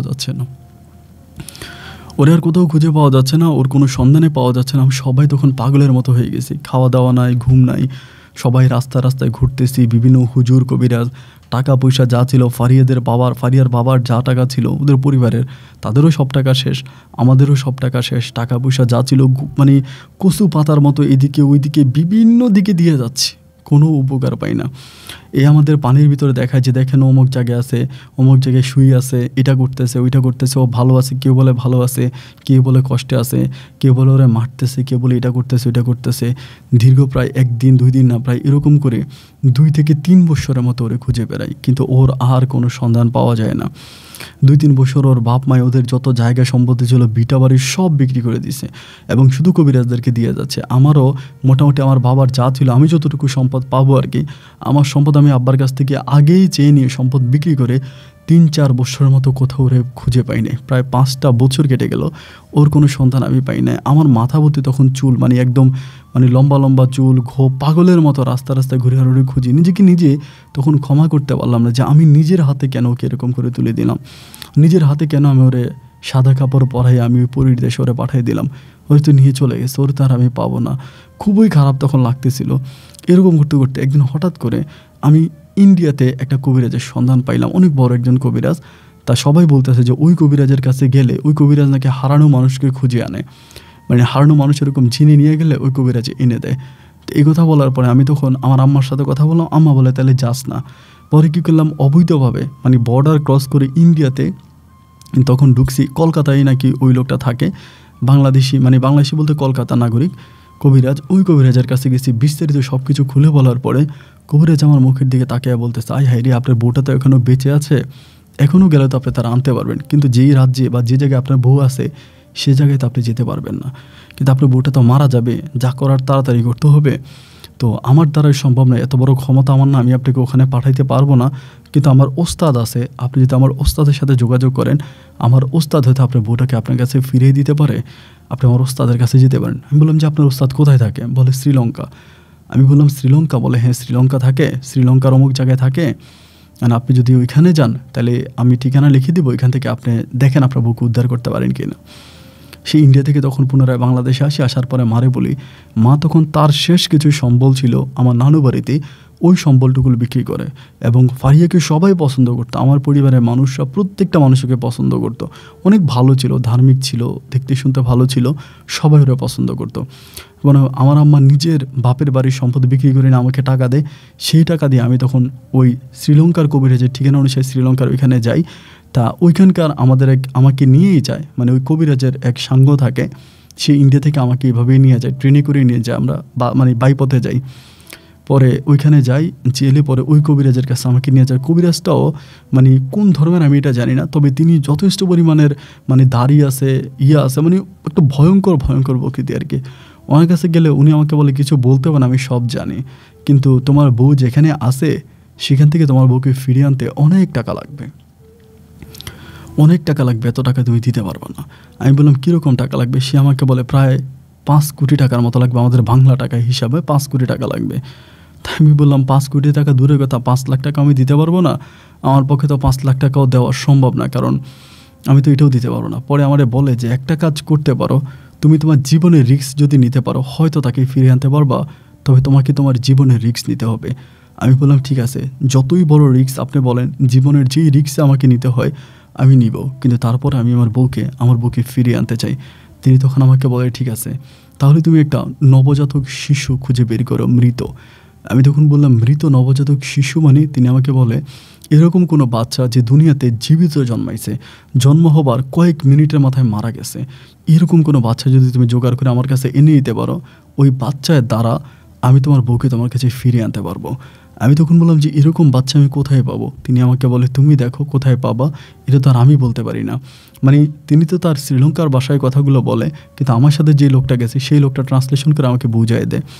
ওই লোকটা তখন আমাকে বলে, ওই লোকটা যেহেতু ইন্ডিয়ান কবিরাজের সাথে ছিল, তার আমি টাকা দিয়ে নিয়ে গেছি, সে আমার বলে একটা পথ আছে, ওই পথে আপনি পাবেন, কারণ আমরা তো এরকম কুফুরি করি, আমরা জানি হসপিটালে যদি ডাক্তারদের সাথে কথা বলা হয় তাহলে এরকম বাচ্চা পাওয়া যায়, তবে টাকা লাগবে। এবার সেখানে গিয়ে আমি তখন হসপিটালের সাথে কথা বলে, তারা তখন অনেক টাকা চায় বাংলাদেশি টাকায়, ওই টাকাও আমার কাছে নেই। দেন আমি পরিবারের সাথে যোগাযোগ করলে পরে আমার শ্বশুর তখন আমার জন্য, মানে ফারিয়ার বাবা আমার জন্য টাকা পাঠায়, টাকা পাঠালে সেই টাকা দিয়ে তখন হসপিটাল থেকে একটা বাচ্চা কিনি, যেটা মারা গেছে, দুনিয়াতে জন্মানো কিছুক্ষণ পরে মারা গেছে, তাও একটা পাগলির বাচ্চা, ছেলে বাচ্চা, একটা পাগল মহিলার। তা ওই বাচ্চাটা তখন হসপিটাল থেকে কিনে আনার পরে এটা সাথে সাথে কবিরাজের কাছে নিয়ে আসে। বাচ্চাটা জাস্ট জন্ম হবার আপনার কিছুক্ষণের মাথায় মারা গেছে এরকম। আনার পরে কবিরাজ এটার মন্ত্রতন্ত্র পড়ে এটার হাতে পায়ে তাবিজ বেঁধে দেয়, কোমরের ভিতরে কী দেয়, মানে এই বাচ্চাটাকে একদম মানে হলুদ মেহেন্দি দিয়া খুব সুন্দর করে সাজাইয়া তখন আমাকে বলে যে এই বাচ্চাটারে একটা আপনার ওই যে আমরা যে মাছ কিনি না, মানে মাছের যেই ব্যাগগুলো হয় নষ্ট না হওয়ার জন্য মিনি ফ্রিজের মতো, ওই বক্সগুলোর ভিতরে ঢুকায় বাচ্চাটাকে ঢুকে আমাকে বলতেছে আপনি বড় একটা ব্যাগ কিনে আনেন, অনেক বড় একটা ব্যাগ, এবং অনেক বড় বিশাল একটা ব্যাগ আমি কিনে আনার পর আমাকে বলে যে ব্যাগের ভিতরে আপনি মৃত বাচ্চাটাকে ঢুকাইলে পরে আমাকে তখন বলে ব্যাগটা কাঁধে নেন নিচে। পরে তিনি আমাকে বলে যে আপনি অমুক জায়গায় যাবেন, আপনাকে নিয়ে যাবে। ওই জায়গায় যাওয়ার পরে আপনি সেখানকার ভিতরে আমি আপনাকে যে তাবিজটা দিয়েছি ওই তাবিজটা হাতের মুঠ করে নিয়ে যাবেন, 2টা তাবিজ 2 হাতে। বাট ওখানে যাওয়ার পরে পানির ভিতরে, মানে ওই জায়গাটা হচ্ছে লাইক আপনার একটা মতো, মানে সাগরের মতো, বলে যে এই পানির ভিতরে আপনি আপনার হাতের 2টা তাবিজ ফেলে দিলে আর কিছু করা লাগবে না, বাট এই লোকটা আপনাকে নিয়ে যাবে। তো ইন্ডিয়া যে লোকটার সাথে আমি যাই, যিনি আমাকে সাহায্যের জন্য নিয়ে যায়, ওই লোকটা আমাকে তখন একইভাবে নিয়ে গেলে পরে ওই দিঘির পারে, ওই নদীর পারে আমি যাই। ওই আমার পিঠের মধ্যে কিন্তু ওই বাচ্চাটা থাকে, মানে মৃত বাচ্চাটা থাকার পর আমি তখন এই মধ্যে ফালাই দিই, মানে পানির ভিতরে। তখন প্রায় বিকেলের দিকে 3টা-4টার দিকে বাজে শ্রীলঙ্কান সময়। পানির ভিতরে আমি তখন এরকম হাত দিয়ে 2টা তাবিজ আমি পানির মধ্যে ফেলে দিই, এবং এইটুকুনি আমার মনে আছে আমি জাস্ট পানির মধ্যে ফেলে দিছি। এরপরে কী হয়েছে আমি জানি না, এরপরে আমার কিছু মনে নেই। বাট আমার আমি যখন জ্ঞান ফিরে, আমার কতদিন পরে জ্ঞান ফিরে ওইটুকু আমি জানি না। এবং আমার পিঠে ব্যাগটাও আছে, কিন্তু আমার পুরো শরীর ভিজা, আমি একটা ওরকম কাদা মাটির মধ্যে শুয়ে আছি, এরকম একটা জায়গা, মানে কাদামাটির মধ্যে শুয়ে আছি। ওইখানে আমি তখন উঠার পরে, মানে এটা এরকম একটা জায়গা যে আসলে আমি কাউকে বিশ্বাস করতে পারবো না, আমি আমার এলাকার লোকদেরকেও বিশ্বাস করতে পারি না, আপনি বিশ্বাস করবেন কি করে যে এরকম একটা জায়গা, ওই জায়গাটার চারপাশ দিয়ে হচ্ছে আপনার পানি, এবং মধ্যখানে একটা দ্বীপের মতো আছে, 1-2টা খুব ছোট ছোট গাছ আছে, ছোট ছোট গাছ আমাদের এলাকায় যেরকম ধরেন আপনার বর্তমান যে ফল গাছগুলো পাওয়া যায়, যেগুলো বলে মানুষ হাইব্রিড ফল গাছ, এরকম হাইব্রিড ফল গাছের মতো ছোট ছোট গাছ ওইখানে। আমি ওইখানে যাওয়ার পরে এরকম ঘোরাফেরা করে দেখেছি, এরকম এক পাশে আমার বউ শুয়ে আছে, আমার বউ ফারিয়া শুয়ে আছে, একেবারে শরীরের কাপড় চোপড়গুলো মনে হয় যেন মানে কিছু ছিঁড়ে গেছে, এত একটা অবস্থাও একদম বাড়ি শুয়ে আছে। আমি ওইখানে ওরে গিয়ে ধরছি, দাদুজি তুমি এই জায়গায় উঠো বউ উঠো, ওরে ধরলাম। ও তখন আমার দিকে তাকাইতে পারতেছে না, ওর গায়ে কোনো শক্তি নেই, কিন্তু ওর পাশে অনেক ফল এটা ওইটা অনেক কিছু আছে। এগুলো আছে। আমি ওর জড়ায় ধরছি, জড়ায় ধরে আদর করলাম যে বউ তুমি এইখানে কেন? ও আমারে বলে আমারে নিয়ে যাও, আমারে নিয়ে যাও, আমারে মেরে ফেলবে, আমারে নিয়ে যাও। তা আমি ওরে নিয়ে জাস্ট গোসল করাইতে আনলাম, মানে ইয়ার পারে ওই যে পানি আছে পানির মধ্যে ওর হাত পা ধোয়াচ্ছি, মুখ ধোয়াচ্ছি। এরকমভাবে আমার কাছে মনে হলো যেন পিছন থেকে কেউ ওরে টানতেছে। আমি ওকে টাইনা আমার দিকে আনতে পারি না, পিছন থেকে মানে এ পাড়ের দিকে কেউ একজন টানতেছে। ওর মুখ ধুইতেছি, মুখ ধোয়াইতেছি, মুখ পরিষ্কার করতেছি। এইগুলোর ভিতরেই ধরুন হঠাৎ করে আমি অজ্ঞান হয়ে যাই, মানে আমি সেন্সলেস হয়ে যাই। এবং আমার যখন জ্ঞান ফিরে আসে, মানে কতক্ষণ পরে জ্ঞান ফিরে আসে ওরকম জানি না। এবং জ্ঞান ফিরে আসার পর আমি দেখতে পাই আমি সেই পারে শুয়ে আছি, যেই পারে একবার আমি ওই যে তাবিজগুলো পানির মধ্যে ফেলে দিয়ে যে পারে আমি দাঁড়িয়েছিলাম, ওই পারের মধ্যে আমি আছি। এবং এই যে ঘটনাগুলো ঘটে গেল, যে আমি ওইখানে গেলাম, আমার বউকে নিলাম, বউ দিয়ে মুখ মোচাই দিলাম, মুখ ধোয়াই দিলাম এবং বউর সাথে কথা বললাম। এই জিনিসগুলো আমার কাছে মনে হয় যেন আমি ঘুমের ভিতরে স্বপ্ন দেখেছি। এবং ওই সময় আমি যখন আসছি তখন দেখি যে আপনার সকালবেলা ভোরে মাত্র সূর্য উঠতেছে, মানুষটা সারতে। আমি তখন এখান থেকে গেলাম, আমার তখন কিন্তু ওই বাচ্চাটা আমার নাই, ব্যাগটাও নাই, ব্যাগের মধ্যে যে বেবিটা ছিল ওইটাও নাই, ব্যাগটাও নাই, বাচ্চাটাও নাই, জাস্ট আমি একাই আছি। এখান থেকে আমি আসার পরে আমি তখন ডিরেক্টলি ওই কবিরাজের ইয়েতে আবার গেলাম, শ্রীলঙ্কায়। ওইখানে গেলাম, কিন্তু আমার সাথে যে লোকটা ছিল, ইন্ডিয়ান যে লোকটা, ওই লোকটা নাই। কবিরাজের কাছে যাওয়ার পরে কবিরাজের সাথে কথা বললাম। কবিরাজ আমাকে বলে আপনি খোঁজ খবর নেন, আপনার বউ বাড়িতে চলে গেছে। আমি বললাম যে আমার সাথে যে লোকটা ছিল তিনি কোথায়? বলে তিনি ইন্ডিয়া চলে গেছে, তিনাকে আর আপনার প্রয়োজন নয়, আপনি চলে যান, আপনি খবর নেন, আপনার বউ বাড়িতে চলে গেছে। এবার খবর নিয়ে বুঝতে পারলাম যে ঠিকই আমার বউ বাড়িতে আসছে, আমার বউ বাড়িতে আছে। আমি তখন শ্রীলঙ্কা থেকে দ্রুত ফ্লাইটে করে আমি তখন বাংলাদেশে আসি এবং আসার পরে আমি বাড়িতে যাই, গিয়ে দেখেছি ঠিকই ফারিয়া আসছে, একেবারে ঠিক যেভাবে আমি ওকে দেখেছিলাম ওই দিঘির পাড়েও বসে আছে, সেম একইভাবে আমি ওকে বাড়িতে আসার পরে দেখলাম যে ওর মুখ টুক সব কিছু শুকিয়ে গেছে। এবং এমন একটা অবস্থা যে দীর্ঘ প্রায় 2 মাসের মতো আমরা ওকে হসপিটালে ভর্তি করায় রাখি। 2 মাস পরে আলহামদুলিল্লাহ ও কিছুটা সুস্থ হয়। আমি এটা যখন আমার এলাকার মানুষের কাছে বলি, সবাইকে জানাই, সবাই আমাকে বলে আমি নাকি আমার বউ দিয়ে ব্যবসা করাইছি বা বউরে কোথাও দিয়ে দিছি বা নিজের বউরে কোথাও পাঠাই আমি নাকি নাটক করতেছি, অভিনয় করতেছি, আবার পুনরায় আমার দাদার মতো কবিরাজি করার জন্য, মানুষকে আমার প্রতি ইমপ্রেস করার জন্য, টাকা পয়সা ইনকাম করার জন্য, এবং মানুষ যাতে এগুলো শুনে আমার কাছে আসে কবিরাজ, আমি যাতে আমার দাদার মতো আমাকে বিশ্বাস করে আমি যাতে কবিরাজি করি, এই জন্য নাকি আমি নাটক করেছি। কিন্তু আপন ভাই, আমার আল্লাহ সাক্ষী, পবিত্র আল কোরআন আমি মাথায় নিয়ে বলবো, আমি একটা কথাও মিথ্যা বলি নাই। আমার সাথে যা ঘটেছে সবগুলো কথাই সত্য। শ্রীলঙ্কার সেই কবিরাজের নাম্বার সহ আমি আপনাকে দিলাম, ইন্ডিয়ান কবিরাজের নাম্বার আমি আপনাকে দিলাম। যদি আমার কথাগুলো মিথ্যা হয় আপনি ওদের সাথে যোগাযোগ করেন। আমি এখনও নাটোরেই আছি এবং আজকে আমি এর মাঝে আবার আমি সৌদি আরবে গিয়েছি, সৌদি আরবে অনেক বছর ছিলাম, ওইখানে থেকে আসছি। এবং আমার বউ এখন, আমি আমার টোটাল 2টা মেয়ে, একটা ছেলে আছে, 2টাও ছেলে হয়েছে, একটা ছেলে মারা গেছে, তো একটা ছেলে আর 2টা মেয়ে আছে আমার, তাদেরকে নিয়ে আমার অনেক বড় সংসার। আমার সন্তানরা এখন মোটামুটি অনেক বড় হয়ে গেছে এবং সবাই অনেক বড় হয়েছে। তো আমি এখনও এই কথাটা আমার এলাকার কাউকে বিশ্বাস করতে পারি না। এবং আমার মা মারা গেছে, আমার বাবা আছে, মা যখন জীবিত ছিল তখনও মাকে বিশ্বাস করতে পারি নাই, মা এই কথাগুলো বিশ্বাস করতো না। কিন্তু আজকে আপনাকে এই সত্য কথাগুলো বললাম, সবাই আমাকে বারবার বললাম আমি কোথায় আমার বউকে 5 বছর লুকিয়ে রাখছি, কোথায় লুকিয়ে রাখছি। কাউরই বিশ্বাস করতে পারি না যে আমি আমার বউরে এইভাবে আমি ফিরে আনছি। আমার শ্বশুর আমাকে টাকা দিছে, আমার শ্বশুর আমাকে এখন বলে আমি নাকি একটা চালাকি করে আমার শ্বশুরের কাছ থেকে আমি লাখ লাখ টাকা নিয়ে গেছি। আসলে এই পুরো ঘটনাগুলোর শেষ হতে আমাদের অনেক টাকা লাগছে। আমার শ্বশুরের সব কিছু মিলিয়ে প্রায় 30-40 লক্ষ টাকার কাছাকাছি আমাদের শেষ হয়েছে। কিন্তু এই সম্পূর্ণ টাকা আমার শ্বশুরও দিয়েছে, আমার পরিবারে দিয়েছে। আমার পরিবারেরটা যেমন তেমন, কারণ এটা আমার বাবার সম্পত্তি, আমার বাবা বিক্রি করে আমাকে দিয়েছে। কিন্তু আমার শ্বশুর বলতেছে আমি নাকি তার মেয়েকে লুকিয়ে রেখা মুক্তিপণ হিসাবে, মানে মুক্তিপণের মতো করেই একটা নাটকীয় কায়দা আমি তার কাছ থেকে টাকা নিয়ে গেছি। যা কেউ বিশ্বাস করবে কি করবে না সেরকম আমি জানি না, আমার আল্লাহ তো জানে। আমি আল্লাহকে সাক্ষী করে আপনাকে কথাগুলো বললাম। যদি পারেন আমার এই ঘটনাগুলো আপনি তুলে ধরবেন, এবং যদি আপনার কাছে কোনো প্রমাণ আপনি যদি চান আমি আপনাকে সরাসরি প্রমাণ দিতে পারবো। প্রয়োজনে আমি আপনার স্টুডিওতে গিয়ে আমি আপনার পাশে বসে এই কথাগুলো আমি বলতে পারবো। আমার কাছে সব রকম প্রমাণ আছে। আপন ভাই ভালো থাকবেন। আসসালামু আলাইকুম।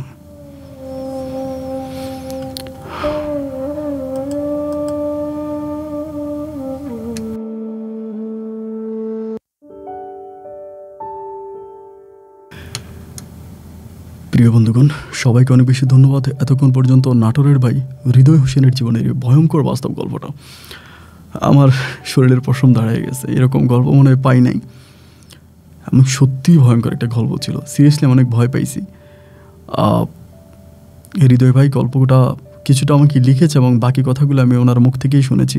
হৃদয় হোসেন ওনার নাম।